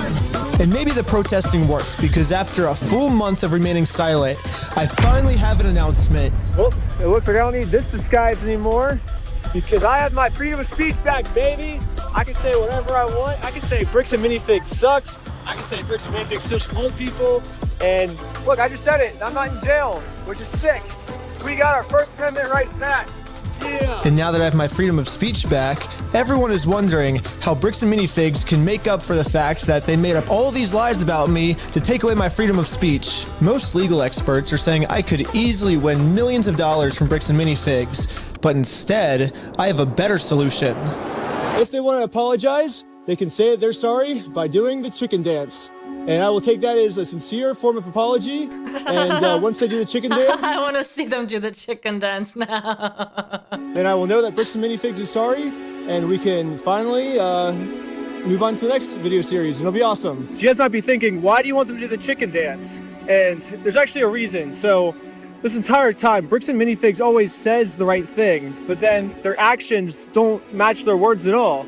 So I was thinking, well, if they get given an apology, they might say the right things, you know, but they're not actually gonna mean it. So by doing the chicken dance, I'm gonna basically just be giving them another opportunity to do the right thing, not just with their words, but with their actions. And once they decide to do the right thing, then I'll move on to the next video series and never talk about Bricks and Minifigs again. And also make sure to check us out at www.westealfromoldpeople.com, because right now we have 2 new Lego sets for sale that you can buy right now. One of Joshua Johnson and one of Ammon McNeff. And we're only making 500 of each, and once all 500 of each sell out, we're never making any more. And you gotta buy them now, because someday they're gonna sell for like $1 million or something. They're gonna be collectibles. It's gonna be sick. Also subscribe to Patreon at We Steal From Old People. www. We Steal From Old .com, because right now we have 2 new Lego sets for sale that you can buy right now. One of Joshua Johnson and one of Ammon McNeff. And we're only making 500 of each, and once all 500 of each sell out, we're never making any more. And you gotta buy them now, because someday they're gonna sell for like $1 million or something. They're gonna be collectibles. It's gonna be sick. Also subscribe to Patreon. You'll get tons of behind the scenes, tons of extra footage, full interviews. Also, part 4 is coming soon. If you subscribe to Patreon, you'll be the first to watch it. And also subscribe to part 5, subscribe to part 6, part 7, all the way to part 100. We're doing 100 parts. My lawyer said if Bricks and Minifigs sues me, which they've still not dropped their lawsuit, then it'll be at least 2 years and 52 weeks a year. That's 104 parts at least. So come back all the way till 100. Okay, buddy. Let's see this. Oh my god, they're all sold out! Didn't he say it was like 500? Didn't he make 500 of each? That is crazy. Well, good for them. And then there's a pre-order for a t-shirt. That looks like this. Brick by brick, they'll print this, I'm sure. Sold out in less than 24 hours. Damn! Yeah, time for a Bricks minifig. They shouldn't even be that hard to make, right? They're like... look like that. You know? Should be doable. Everyone usually asks for a plushie, and that one's a little bit tough. This one should be easy enough. I don't have enough of an audience. Guys, don't forget to hit the like button. Thank you guys so much. We still have a little bit to go. And we're actually going to check out this video that was made 5 days ago. And includes... it's way too big for us to watch the whole thing, but... we can skim through it a little bit. And then he turned it into, no, I didn't steal them, you stole them. They want to take Patreon money, they want to take the GoFundMe money, They want to take YouTube Patreon money, YouTube money, the GoFundMe money, holy crap. revenue. So They're basically, getting so greedy. they're not violating the law, but the law sucks in this case. Yeah. Yes, absolutely. Yeah, They're absolutely. abusing the law. Their strategy is to get us arrested before our documentary comes out. Let's get them arrested before they get us arrested. Oh, what a tangled web we weave. Say hi to Eli. He's racially ambiguous. So I don't know this show. It's called Unsubscribe Podcast. Brandon, his hair is fucking fabulous. Donut, a dark joke disposition, and there's a fat electrician. They have a donut operator? Yo, does that mean that there's donuts in the podcast all the time? Welcome to Unsubscribe. Hey everyone, this episode is a little bit different than normal. We wanted to do Ben and the Bricks and Minifigs story justice. So this is filmed over 2 days and even bringing along King Picks to really get transparency with everything on the law enforcement side. I know that's going to be super important to y'all. The Legos is very important, but so is that side of the story. You're going to have a little bit of jumping around, but Chase, our editor, did an amazing job. Yo, this guy has a t-shirt that says autism. Putting this story together. There is a lot to go through with this, and it is a very complex situation. Also, I'm going to do a quick Pepperbox plug. You will see some exclusives you can see nowhere. No. Cody, you want to start us off, you beautiful son of a gun? Hi, everyone. Welcome to the Unsubscribed Podcast. I'm joined today by Eli Doubletap. Oh, his channel is Donut Operator. Got it. Fat Electrician, Reckless Ben, Victor from Victor's World, Brandon Herrera, myself, Donut Operator. Thank you so much for being here. That slide off the back was very sensual. I missed you. Yeah, that clearly. that Someone voice. had to go to the 250. Indeed, had to. Completely. Forced to go. Worst Arms experience to of the my life. Twisted. Brandon kicking and screaming. Oh my god, all the t-shirts have autism on it. This one says weaponized autism. I don't want to be here. Oh God, no. Call it the Autism Podcast. And now you're back, though. And now I'm back. No, it is actually genuinely good to be back in San Antonio. I haven't seen my own house. It's not One what we're restraining here order for. wasn't enough. They need a second one. And to say the two that's against you. So one's against from Bricks and Minifigs, and the other one's against Josh, it's just right? Josh personally, yeah. But they're like their phone calls got like leaked, and so like we can like see him on the phone calling. They're like, "Hey, like where's Ben at?" And like we don't know where he's at, but like we're at his house and stuff. All right. And So the way we're going to approach this podcast is as if the audience has no idea what the fuck you're talking about, Yep. because I have no idea what the fuck you're talking So we about. got to rewind to the beginning. well, of that was good Reckless Ben. foreshadowing, I guess. That's called a hook, you know. Excellent. That was the best hook. Brandon's like, I want to fucking know now. Yeah, that's a foreshadowing hook, and then you get to rewind a little bit. We do non-linear storytelling all the time. So. Let's not do it Tenet style. Like we're doing nonlinear storytelling. Okay, so there was the world's largest Star Wars Lego set collection in the world, owned by the Mansell family, just this family up in Oregon, and they're dead because right now we are dealing with a local judge and a local jury that might. I mean, you saw how episode 2 played out, where they all maybe might be together. Yeah, that is definitely a concern. A local judge, local jury. They might defend the local guy, you know what I mean? Connected in some way, which the audience can Like, even the police was like, felt connected.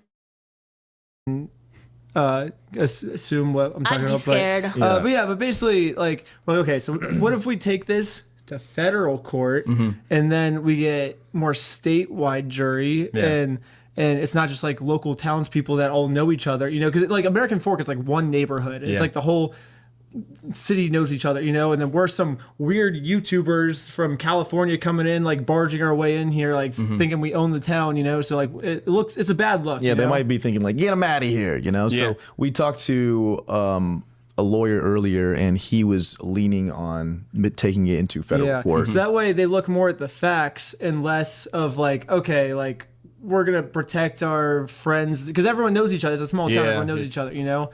So it's like.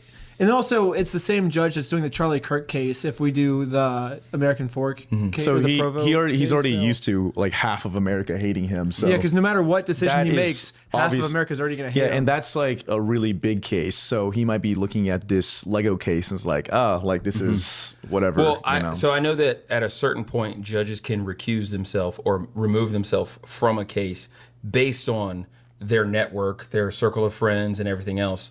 But how do you guys have a vehicle? So a lot of times on the criminal side, the pathway or the vehicle to a Fed case is an appeal. How do you start off with saying, hey, we'd rather not do a local case and go straight to a federal case? Wow. Do you have that I option? guess we just send it. Well, I don't know. They're going. Well, what the lawyer said earlier was that he's going to basically request it.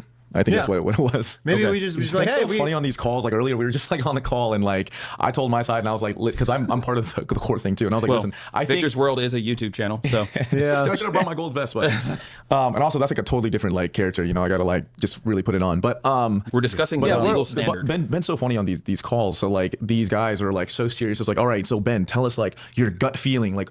What do you want to do? Do you want to just have this like more local? Do you want to take it to federal court?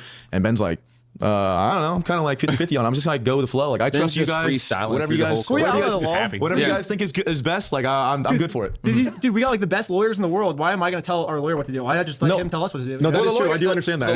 The way you came about it is so funny. You're like, I don't know, like whatever you think's best. I will say this: they are legally obligated to go in the direction of their client. Yeah, have to present everything. Yeah, so for you, like it's important that you look at, hey, what direction do I want to take this? But he studies the law. I just joke about things. How am I going to know more than him? He's obviously going to have a much better opinion on this than me. You know, he did tell us his side though. He was like, at the time, he said that he's more 60% towards federal, and then he found out new information, and he was like leaning more towards doing federal. I think he's probably also used to rich or powerful clientele that are more demanding, and if you even hint at what they're supposed to, they'll get mad. So if he hinted in the past towards some clients, he's like, "No, I didn't. Oh, I see. I need this." So no, the whole conversation is me being like, "I have no clue what I'm doing here. Like you tell me what to do." You know, that's basically our whole conversation. Yeah. We've never. And it's so crazy. So we had mentioned the $1.3 million that we're getting like sued for. I asked about it, and I was like, "So is Ben getting sued for 1.3? Is it like a combination of all of us?"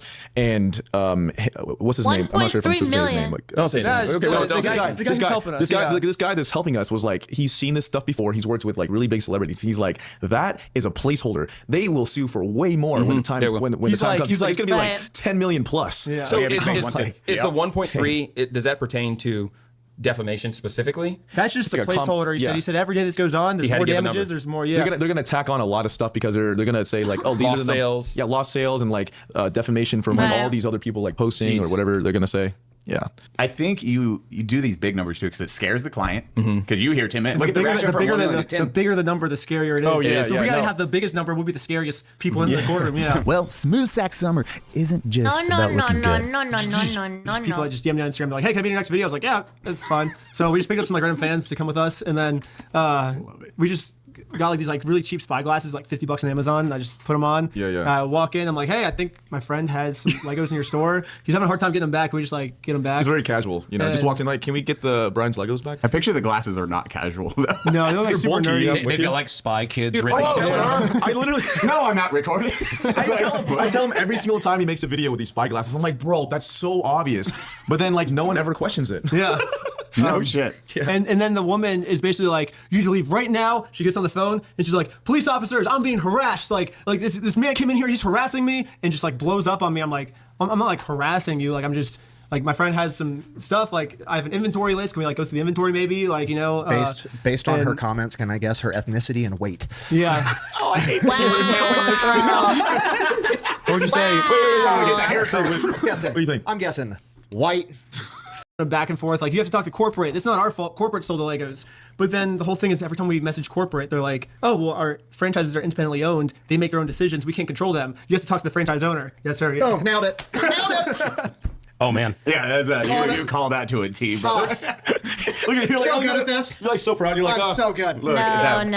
No. Or We Brian's ain't doing trespassed, that. and we're like, "How do we film a video of Bricks and Minifigs?" Yeah, when you're trespassed. And I think I asked him like, "So how are we supposed to get our stuff back if we're trespassed from the store?" And he's like, I don't know. Like, you just gotta figure it out with them. I'm like, how do we figure it out with them if we're trespassed? Like, you have now not allowed us to figure it out with them. And he's like, well, you just gotta figure it out with them. I'm like, well, who do we talk to?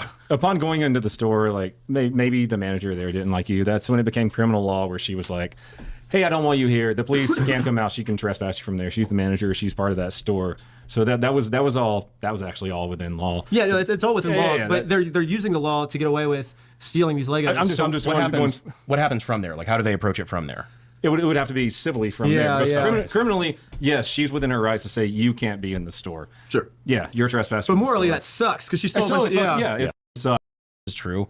Like, all of this came from fucking over somebody who was in a bad spot, and just the level of unrelenting trolling that came out of that. Oh yeah, brilliant. It cost them way more than. That's what's crazy to me. Is just that 115 to 200,000 number.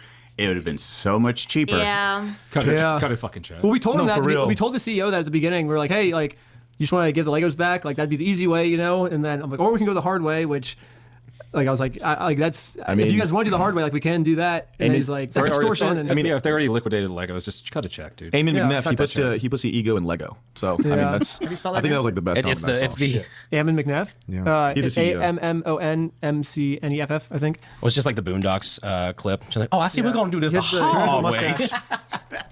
He has the classic villain evil mustache. Chris handsome. I call you Chris Yes, he does. It's yeah, not good for marketing. It's not good for his reputation. He's gotta take out that mustache, man.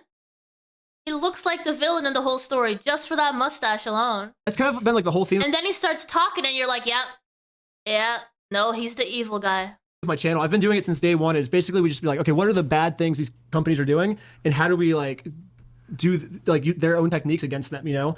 And it's kind of just like giving them a taste of their own medicine. It's like the most satisfying thing ever, you know? It's fighting for the little guy, which that's why I reached out the day I didn't see it getting that big, because we started DMing like the day it came out. I was like, oh, this is really interesting. I bet this blows up. And then the next day it's like 4 million views. I was like, holy shit. But yeah, like I never really have to think of any like crazy legal loopholes. Usually the companies, like the evil companies, already know all the evil legal loopholes, you know? So I just take what they're doing, but then just do it for good, you know? Hey, you, right there. Hey, No. what do you not like about No. Sue me. The whole video, he's like, please just sue me. Like, I'm begging for you to sue me. And finally, I'm like, okay, you know what? I will sue you. And he's like, well, if you sue me, I'm going to tell everyone that you stole the Legos. Oh. And I'm like, he's like, you stole them. He's like, you're the thief. So that's entirely hinging on the word unreasonable. Unreasonable search and seizure. 100%. So I mentioned the Fourth Amendment violation. At that point, you're being targeted. And this is why too. So whenever you guys got pulled over for quote unquote running a stop sign, they go up to the door and immediately look in the back window and it's like, hey. Yeah, like as soon as I saw the cops and how they dealt with the whole situation, that literally felt like harassment. What's up, Ben? Yeah, how's Oregon? Like they already knew who they were going to talk to. It wasn't anything about a stop sign. How's Utah? Or Utah? How's Utah? Yeah, how's Utah? I don't really know. The phrase was repeated several times. We do things differently here. Oh my gosh, like literally threatening over and over and over again. Stuff, we were kind of just going with the flow, you know? They're like, oh, the cops said we had heroin. We don't have heroin. We'll just tell them that. We'll be respectful. Like, we weren't like I was. They could have saved so much money just by paying them in the beginning. Been taught, like, if you're respectful to cops, always be like respectful. the reputation now is so bad. Back, you know? So we were just. And then again, like, are these like the actual big guys of Bricks and Minifigs? Because if I owned the whole thing and I saw that this was happening, I would put my foot down and say, yo, just pay these guys, right? Have you actually been dealing with the big guys this whole time, or are they just the small guys? Like, oh, we'll show them respect, you know, and then we were not getting respect back at all. But Mr. Mustache, I mean, he must be, right? Because if you're above Mr. Mustache, you're gonna be like, no, Mr. Mustache, you gotta stop this because this is gonna get us in trouble, right? But no, he was just too proud. That was a fucked up traffic stop. I remember seeing that one. Like even if they thought you were antagonizing like someone in their community, that was a fucked up traffic stop. Because especially talking to your boy, Tyler, is that his name? And they're like, we think your eyes are this or this. That was. And like we weren't like trying to be dicks. Like, oh, I don't consent to search. Like we were like, yeah, we can do all your drug tests and stuff. Like, we were trying to cooperate with them, you know. And Tyler says you can test me right now for anything. He's they like, did, yeah. They never breathalyzed us. It showed up at 0.0, and like we did all the tests. 2 Like, hours. we weren't trying to be smart with them. Or 2 hours? Yeah. That was unreasonable search and seizure. They were looking for Adams. And that guy was an actual cop, right? So this guy, right, and on the table is an actual cop, which it must hurt him to be like, yeah, those cops were not acting in good faith. That point. Yeah. Here's another question, and I kind of saw this like in some of the commentary on some of the content. Okay, he's the actual CEO. That's crazy. You guys suing the police department? Probably. I do feel a little bad because it's like, so if I sue the police department, it doesn't come out of the police department's budget. It comes out of the taxpayer. 27 minutes, dude. That can't be right. We even saw the sun go down on that video. Like they were there for a long ass time. Innocent taxpayers. So it's like, why am I entitled to these innocent taxpayers' money? You know, it's like stupid. Do you know that I was just before? But it teaches the police a lesson. So it's like. I don't know. I haven't really thought about it yet. That's just like the pros and cons. So the pros is it teaches the police a lesson. Maybe they won't do this going forward because there's been lots of stories coming out since this of like people being like, oh, the American Fork Police has harassed me. They've like ruined my life and stuff. So if it teaches them a lesson, that's good. But if it like steals a bunch of money from like the innocent taxpayers, that's bad. So it's like, well, it's automatically. I just want to put this out there. I have not said the name of this police department. I am not affiliated with this case. I'm on the outside looking in. I just offering some advice. But as far as like, so police departments and a lot of agencies, accredited agencies, are insured to a certain extent, specifically for cases like civil cases, like a lawsuit against them. And I may or may not have been a part of a case during the Floyd riots, and it's money that's already allocated, it's already spoken for.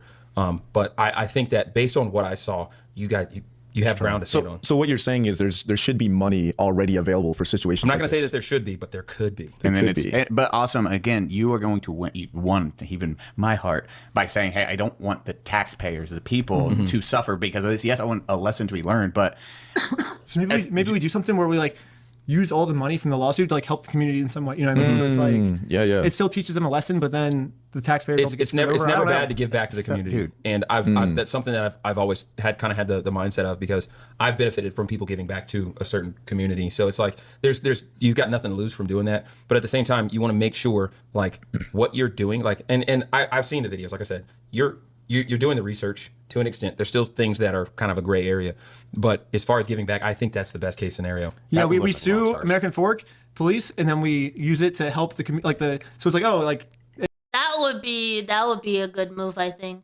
It comes out of the taxpayers' money, but it's going back to the taxpayers. You know, Yeah. I don't know. It would be funny to like sue the police department and then like use it for like some epic honestly, stunt that impersonation. sounds like the best case. Yeah. And then we're like, the police department funded this epic final stunt against Bricks Minifigs. It's gonna be funny. well, you were, even when we talked to the first time, you're so respectful. You're like, man, I'm really pro police. So that was the most shocking thing to you. Yeah, because I've always like every interaction I've had with the police before like this video, I guess like a few other videos maybe like we've had some like weird interactions, but like my whole life I've had a lot of interactions with the police, and it's always been like really positive, you know. And I've never had a bad interaction with police besides like the last like few years of making videos. But yeah, it's really shocked because I've always heard of like, oh, police corruption, like police are dicks and stuff, and I've been like, you know. But now I've finally like seen an example of that, which is crazy. I'd say out of like probably in my life, I don't know, let's say 20 interactions with police, like maybe 2 were like bad or unwarranted. But yeah, I would say like 95% of my interactions with the police are always positive. What are your interactions with police like? Cody's interactions. I think it's probably because of, you know, like this. You know what I mean? What? Can we bring in? If we want to do the paid swatch here, like they like killed like a lot of people. Dude, they were fighting the U.S. military. It's been a common theme, dating back to the Battle of Crooked River. I can't speak with expertise on it, but during my time in Utah, out at Camp Williams, shout out to Camp Williams. I learned a lot when I was out there, and it just, dude, the fact that how long did you spend in this cult? 3 weeks. How? I don't know. I was just like, hey, let's just go until we hit our spyglasses, you know? Yeah. And we're like, okay. So I just found someone from Instagram, met up with them, and I'm like, hey, you want to help me serve papers? Like, sure. And we met up, and we went to Josh's house to serve him the papers. And we like obviously Josh was never gonna like open the door for anyone. Like he wouldn't even open the door for the Mormon kid like the previous day. So like, shoot, like we're gonna have to come up with some type of way to get him outside his house. So we put a sign that says like, I stole a family's life savings or something. Like I stole a dying man's life savings, and it was a picture of him like all evil, like holding money, you know, with like the family crying in the background. But we put it on a piece of public land, not owned by the HOA, so it's free for anyone to use. And we looked it up. We found this patch of, it's like a 2-foot patch of land. It's like, because all the grass is like super like nice, like mowed and stuff. And this is just like a bunch of like garbage and like gravel and stuff. It's just like not maintained at all by the HOA. So it's just public. So we have a First Amendment right. We were allowed to put our sign there. And the thinking was when he walks outside, take on the sign, boom, you've been served. Let's go to court and we get the money back, you know? But pretty much within like 2 minutes of us being there, the cops show up and they're like, well, first actually they were really cool. They were like, hey, we're here serving papers. And they're like, as a United States citizen, you have the right to do that. And we said, we are not going on his property. We're waiting until he comes into the street. Once he comes to the street, then we will serve him papers. We'll never enter his property. And the police say, as long as that's your plan, you are fine to do that. Just don't go on his property and you're fine. And the sign is in a public area. You guys have a First Amendment right. You guys can do that. And we said, sweet. So the cop left. And 10 minutes later, another cop comes. And same thing happens. Oh, okay, you guys are good. I guess it's a false reason. Let's leave. 10 minutes later, a third cop comes. And this time he's like, well, it's kind of wasting police resources this time. Let me tell him to stop calling. Well, he said, he actually came up with a solution. He said, I will serve the papers for you. So the police officer, he's going to serve the papers. And the police officer walks up to him and then comes. It sounds like a Fourth Amendment violation. It sounds like that. That was the crazy part earlier. You were showing me some of the it wasn't a swatting, to be fair. Like it's not a swatting. Yeah, sorry. It's like just an actual raid, but like it seemed very aggressive. And they heard it. So the Airbnb host somehow said, we heard you. That's what it says in the report, yeah, is that the Airbnb host is the one that snitched on us. Do they live above you? Yeah. And then they're like, oh, they stole Legos. But that seems Maybe, so I don't weird. know. Why would they trust me. care about Yeah, I that? saw it as cool, thank you. Like, oh, they're going to steal some Lego? I'll definitely check it out. You didn't post any videos at this point. So they lived upstairs? Yeah. Were you guys out on the patio ripping cigs and beers and talking about Legos? We weren't drinking or anything. I mean, we had like 6 people over, and we were like, okay, what's this? We were probably talking about stolen Legos, yeah. But that's what they probably overheard, was like talking about stolen Lego, and they're like, they're scheming. Calling and getting a warrant, wild. Anywhere in the country, if you called in, like, hey, there's some stolen Legos here potentially, you're not showing up with 12 cruisers and AR-15. Call like, Judge that's Dredd. not happening. That's not why someone could build. You can't build a warrant off of that. No. Well, I guess in you this can't case, take that to a fucking judge. I feel like that sounds like a knock and talk at best. At best. Like, hey, you guys good? Cool. Bye. Yeah. 10-8, back in service. But to have I a would warrant, is that vote- crazy though? From your side, like having a warrant If built that's off of that? the only thing that they were talking about Legos, but what's on the? I would love to see the warrant. Do you guys have a copy of it? Yeah, it's public online. I think people found it, but this is like. Where would you find it? You can probably just Google it. I got a copy, a physical Or- copy when I put it in the video too. It's like in the video, but it says like we are looking for any stolen merchandise, specifically Lego merchandise. Is I think the exact wording. This whole thing is it's wild. That's what's crazy, I like, told you, watching I had, it. That's I why had I had- no clue until you sent me the videos, and just going through it. Just the one thing that stood out to me was when you were waiting to serve processes, and I mean, how many interactions was that? That was like what, 4 or 5? Yeah. Like 4 times. And you got before they arrested on the him. last Yeah. one. That's what's like. And what's I got arrested really the wild second day too. Well, so then they finally arrested me the second. So when they couldn't find any Legos in our house, I'm at the police station. They're interrogating me, and finally they said I'm getting arrested for the creation of the GoFundMe. What? Oh yeah, they switched it. Yeah. Yeah, but what's the charge? The creation of the GoFundMe. Yeah, no, but I'm saying like, what's the- stalking. He said for blasting this person all over the internet. It's cyber stalking. I've got to look at the state code for stalking because I know Because it takes a lot to get stalking. We made the GoFundMe picture. I stole a dying man's life savings. You know, that was the picture that we made for the GoFundMe. That picture of him, did he share that photo online? Was that photo from the internet? Or was that like a private family photo? I took his business photo and I added like him holding money in it. He's already shared it. Yeah. He's already shared it. But because I said that he stole a dying man's life savings, that's what I got arrested for. That would still be like That's still a civil matter. thing. But if nothing else, it's that's defamation at best. Well, they Yeah, got me yeah. for cyber stalking because they said because you're blasting this guy's face over. Yeah, but the they have to internet. prove that you're seeking him out.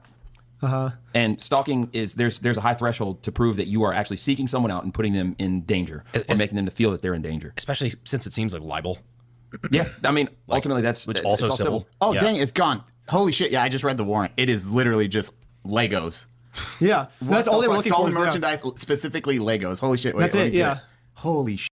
Sounds like we need to talk to someone from American Fork Police So did you Department. grab it? Read a little bit of it. I'm trying to find it again. It just closed out really quick. God damn it, Eli. I'm gonna get a phone call about right this. Here. Okay, right here. So you have the affidavits. If we can go back. Oh, so we have in 4th District Court, all departments in and for Utah County, state of Utah. Affidavit for a search warrant, state of Utah. Blah blah. So Ben, here's what you do. You get every physical copy of every affidavit, every warrant that you can, and you go into your notes on your phone and you turn it into a PDF and you save every. I mean, AZ, listen, I appreciate it. I appreciate you being in the chat and not being like on the same side as everyone else, right? Because that gives 2 sides of the story, not just one. So I appreciate you being here and giving your side of it, your opinion on everything. So don't even worry about it. Oh, I have it all on my hard drive. I have a whole folder just for all the documents. Save everything. Have it on your phone. Have it on your phone. Have it readily accessible at all times, and just document everything. Oh yeah, everything. Because I mean, honestly, like, and I've said it before. From the outside looking in, it's starting to look like targeting. And when they're arresting you and hitting you with search warrants and everything else, just document it all and have it readily accessible. And then affidavit believes the property or evidence described above is an evidence of the crime or crimes of 76-5-106.5. Stalking. The facts establish the grounds for insurance of a search warrant are. Wait, yeah, what is? And I will say this: that search warrant was very poorly served from a tactical standpoint. How would you do it? Well, it'd be a little different. Oh my God, I have numerous experience in assisting in the apprehension of violent suspects. So officer. Well, he's explaining his credentials right now. So that's him explaining his credentials, and then now he's going into why he did this. Did he talk about how high he was in the Mormon community? Did he put his years of service? No. Normally they'll put their years of service. Okay, so he's going after harassment detail. That's understandable. You're going to his church. You're going to his house. Yeah. Blah, blah, blah. What? Okay, I'm not saying you were wrong or whatever. Fucking, but he was dispatched as a harassment detail. Benjamin. Wait, I know this guy. Who is this guy? was arrested days prior for stalking the victim in the case. For any incident, I found 4 individuals outside the residence who were hanging a sign that depicted the victim's face with words next to it that said, "I stole a dying man's life savings." It's in the report. The reporting party reported that they had arrived in a black Chevy Malibu. Blah, blah, blah. Oh, this guy. Okay, this guy is the owner operator. This one right here. I made contact Malibu. Keep changing seats. It's confusing. Contact one of the individuals, asked him what was going on. One of the males told me that he was supporting a website called GoFundMe and elected to show me his phone. So he surrendered the phone. While looking at the phone, I noticed he was FaceTiming a person whose contact info stated Ben. I asked the male if he was speaking with Ben Schneider or his alias via YouTube, Reckless Ben. He confirmed Ben was who was on the phone. Yeah. Due to the previous case regarding Benjamin, I knew that he had been arrested for stalking, and it appeared he was having these 4 individuals go to the victim's residence on his behalf to continue the harassment. I advised the male of his Miranda rights and informed him that I intended to seize his phone for evidentiary purposes. This male was transported to the American Fork Police Department. So that's when they 1,000 subs. I'll have your beanie babies. Posting this to promote myself, or am I posting this because I genuinely believe in it? Like, that would be like the biggest thing ever, the biggest news. It would be like nationwide news for real. The lawyers would have to present that to the police department. There's worse They'd be things. like, you have option A, option B, and they're like, what? And dude, that's a hard one to fight. Be like, Bricks and Minifigs, you're not vengeful against the police department. You want the right thing to be done. You want a peaceful resolution. And for me, going into the worst situation imaginable and looking at the facts and all the information you've been given, personally, I want the most peaceful resolution possible. And the fact that that's the goal for you guys is the chicken dance. That would be peaceful, right? Like, no one gets hurt. I'm gonna at this point. We're all I'm gonna do gonna the laugh. chicken dance. We're all gonna. It might be more peace. It might be more than We're just just gonna peaceful. bring Everyone joy can to be even everyone. happier. Yo, if at this point everyone were to do the chicken dance, and the only people not doing the chicken dance are the CEOs of Bricks and Minifigs, that would make them look so silly, right? Because they're the only guys not willing to do the chicken dance. Everyone should start doing the chicken dance for the Bricks and Minifigs case. This be happy, This is going to elevate people's Yeah, this will make happiness. everyone super happy. I'll Yeah. do it with them. You'll do it with them? Yeah, of course Tell I'll do it with them. them they need to hire you as a police officer and give you law enforcement credentials. You know what? That's not legal advice. I need to say that. No one gets Ben, hurt. Ben is like a legal officer. Officer Ben. Oh my God. What do we have? We didn't get to talk about it much, but like these videos that are coming out, year 3 and year 4, I would love to know more about that because I think that's going to be very important to these stories. Yes, The third video is, I made it a little bit longer. It was going to be only 20 minutes long, and I made it about 40, 45 minutes long. I can't wait. Just because it's like I have extra time now, you know, I'm not going to like just sit around and like take a vacation. I'm going to just keep That's what we watched today, and then he's also going to talk about part 4. grinding, you know? So it's like, hey, double the length. So we made it from 20 minutes to 40 minutes. Let's go. Just adding extra stuff in. It's all about, a big part of it's about the inventory list, because that could clear this whole thing up, right? So I mean, at this point, I don't think you should be doing 20-minute videos because that's not enough time for how much is going on in the back end, right? So I think people would appreciate a longer video anyway. So Bricks and Minifigs is saying Crystal stole all the Legos. And we can Who is Crystal? The previous owner. So when Bricks and Minifigs took over the store, Crystal was the one who had the Legos. So they said Crystal knew we were coming and stole all the Legos before we had a chance to take over the store. So we didn't actually take over any Legos. And we can prove this with our inventory list because we took an inventory when we showed up. And so I'm like, okay, can you send us the inventory? They're like, yeah, for sure. And we're like, okay.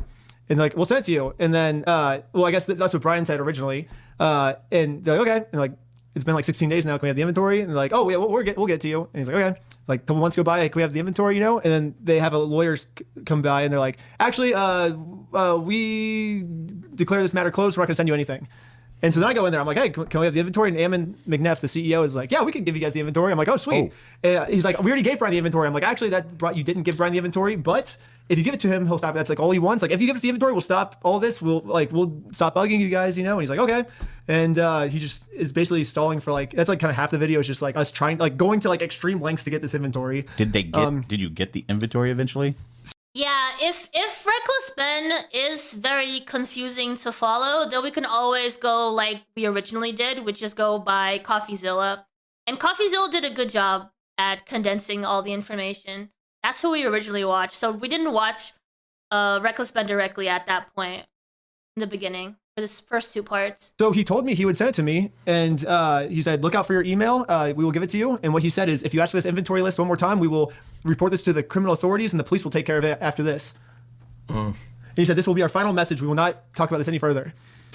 So they claim that they can clear this up if they give us the inventory. So now we're not even asking for the Legos. We're just asking for this inventory list. And funny thing on this too. We're like making here's my question regarding that. Wait, really funny thing on this real quick. So So when's part 4 coming out? That's what I want to know. original consignment from yes. So funny thing on this. So Eamon, the building, and the police officer on the phone. You ruined this day. Oh no! I need to hit up Reckless Ben. Dude, again, I am. It's been an absolute pleasure having you guys Oh, on. thanks for having us on. This is awesome. That was it's fun. It's nice talking to like actual law enforcement about this. I'm absolutely. I am 100%. After 2 nights ago, I'm a fan of what you guys are doing, and I look forward to finding and seeing a peaceful resolution. So thank you for the work you're putting in. You're laying on the wire. You're sacrificing yourself. You've been arrested. Definitely is, yeah. Guys, I do want to mention I will be going on vacation pretty soon at the end of the month, so we will have a few more streams of hanging out together before I go on vacation, and then I'll be back at the end of August, okay? So you guys will be missing me a little bit. I am planning to release some content while I'm gone. I'll be scheduling some stuff, but do keep in mind that in terms of live streams and actually hanging out in real time, we will have a few more opportunities to do so. And if you're a gamer, they can also go check out my gaming channel, which is iVixey Plays, and I will be live there 2 hours from now playing Funnel Runners, which is a new game that came out this week with up to 8 people. I might be playing it solo today, though. We also have a community night happening, like we do every Saturday at 8 p.m. EST over on the Discord. On the Discord, you're also welcome to join, even if you're not a member. And if you're a member, you have access to a few more channels than just the main welcome chat. So yeah, keep that in mind. I will be doing a vacation. I have a birthday coming up as well, so I might be doing something special for that day. But otherwise, we do have only like a few more streams ahead of us until I go on vacation, and you won't see me for a little bit until I'm back. So keep that in mind. I'll be live, like I said, 2 hours from now on the other gaming channel called iVixey Plays. I will probably be redirecting you guys over there because I already have the stream scheduled. Thank you guys so much for being here. I really enjoyed checking in on the Reckless Ben situation. We're gonna keep our eyes open for part 4. The DSP stuff I do want to get into probably when I come back, though. That gives us all a reason to check back in and do that together because I'm pretty excited about that. Thank you guys again for the support. I'll see you all soon. They actually said we aren't going to send you any more content for your videos. They did say that. They did say that. They were no longer going to be sending the inventory, and then they said it was because of it being made public and being used for content. I hope the chicken dance happens. Me too. I hope everyone starts doing it to sort of like pressure them into doing it as well, and then they look silly if they don't do it at the end. You know? I think that would be funny. All right, guys. Thank you again. That'll be it for today. I'll see you guys over on the gaming channel in 2 hours. Bye, everyone. Have a good rest of your day. I'll see you soon. I'll be doing a big girl update as well soon. We're going to check in with Foodie Beauty and Amberlyn Reed. I decided not to do that today because Foodie Beauty has not been posting much. Amberlyn Reed, however, has started working out. She's going to the gym with her mom? Like, what? So we will be looking into that soon.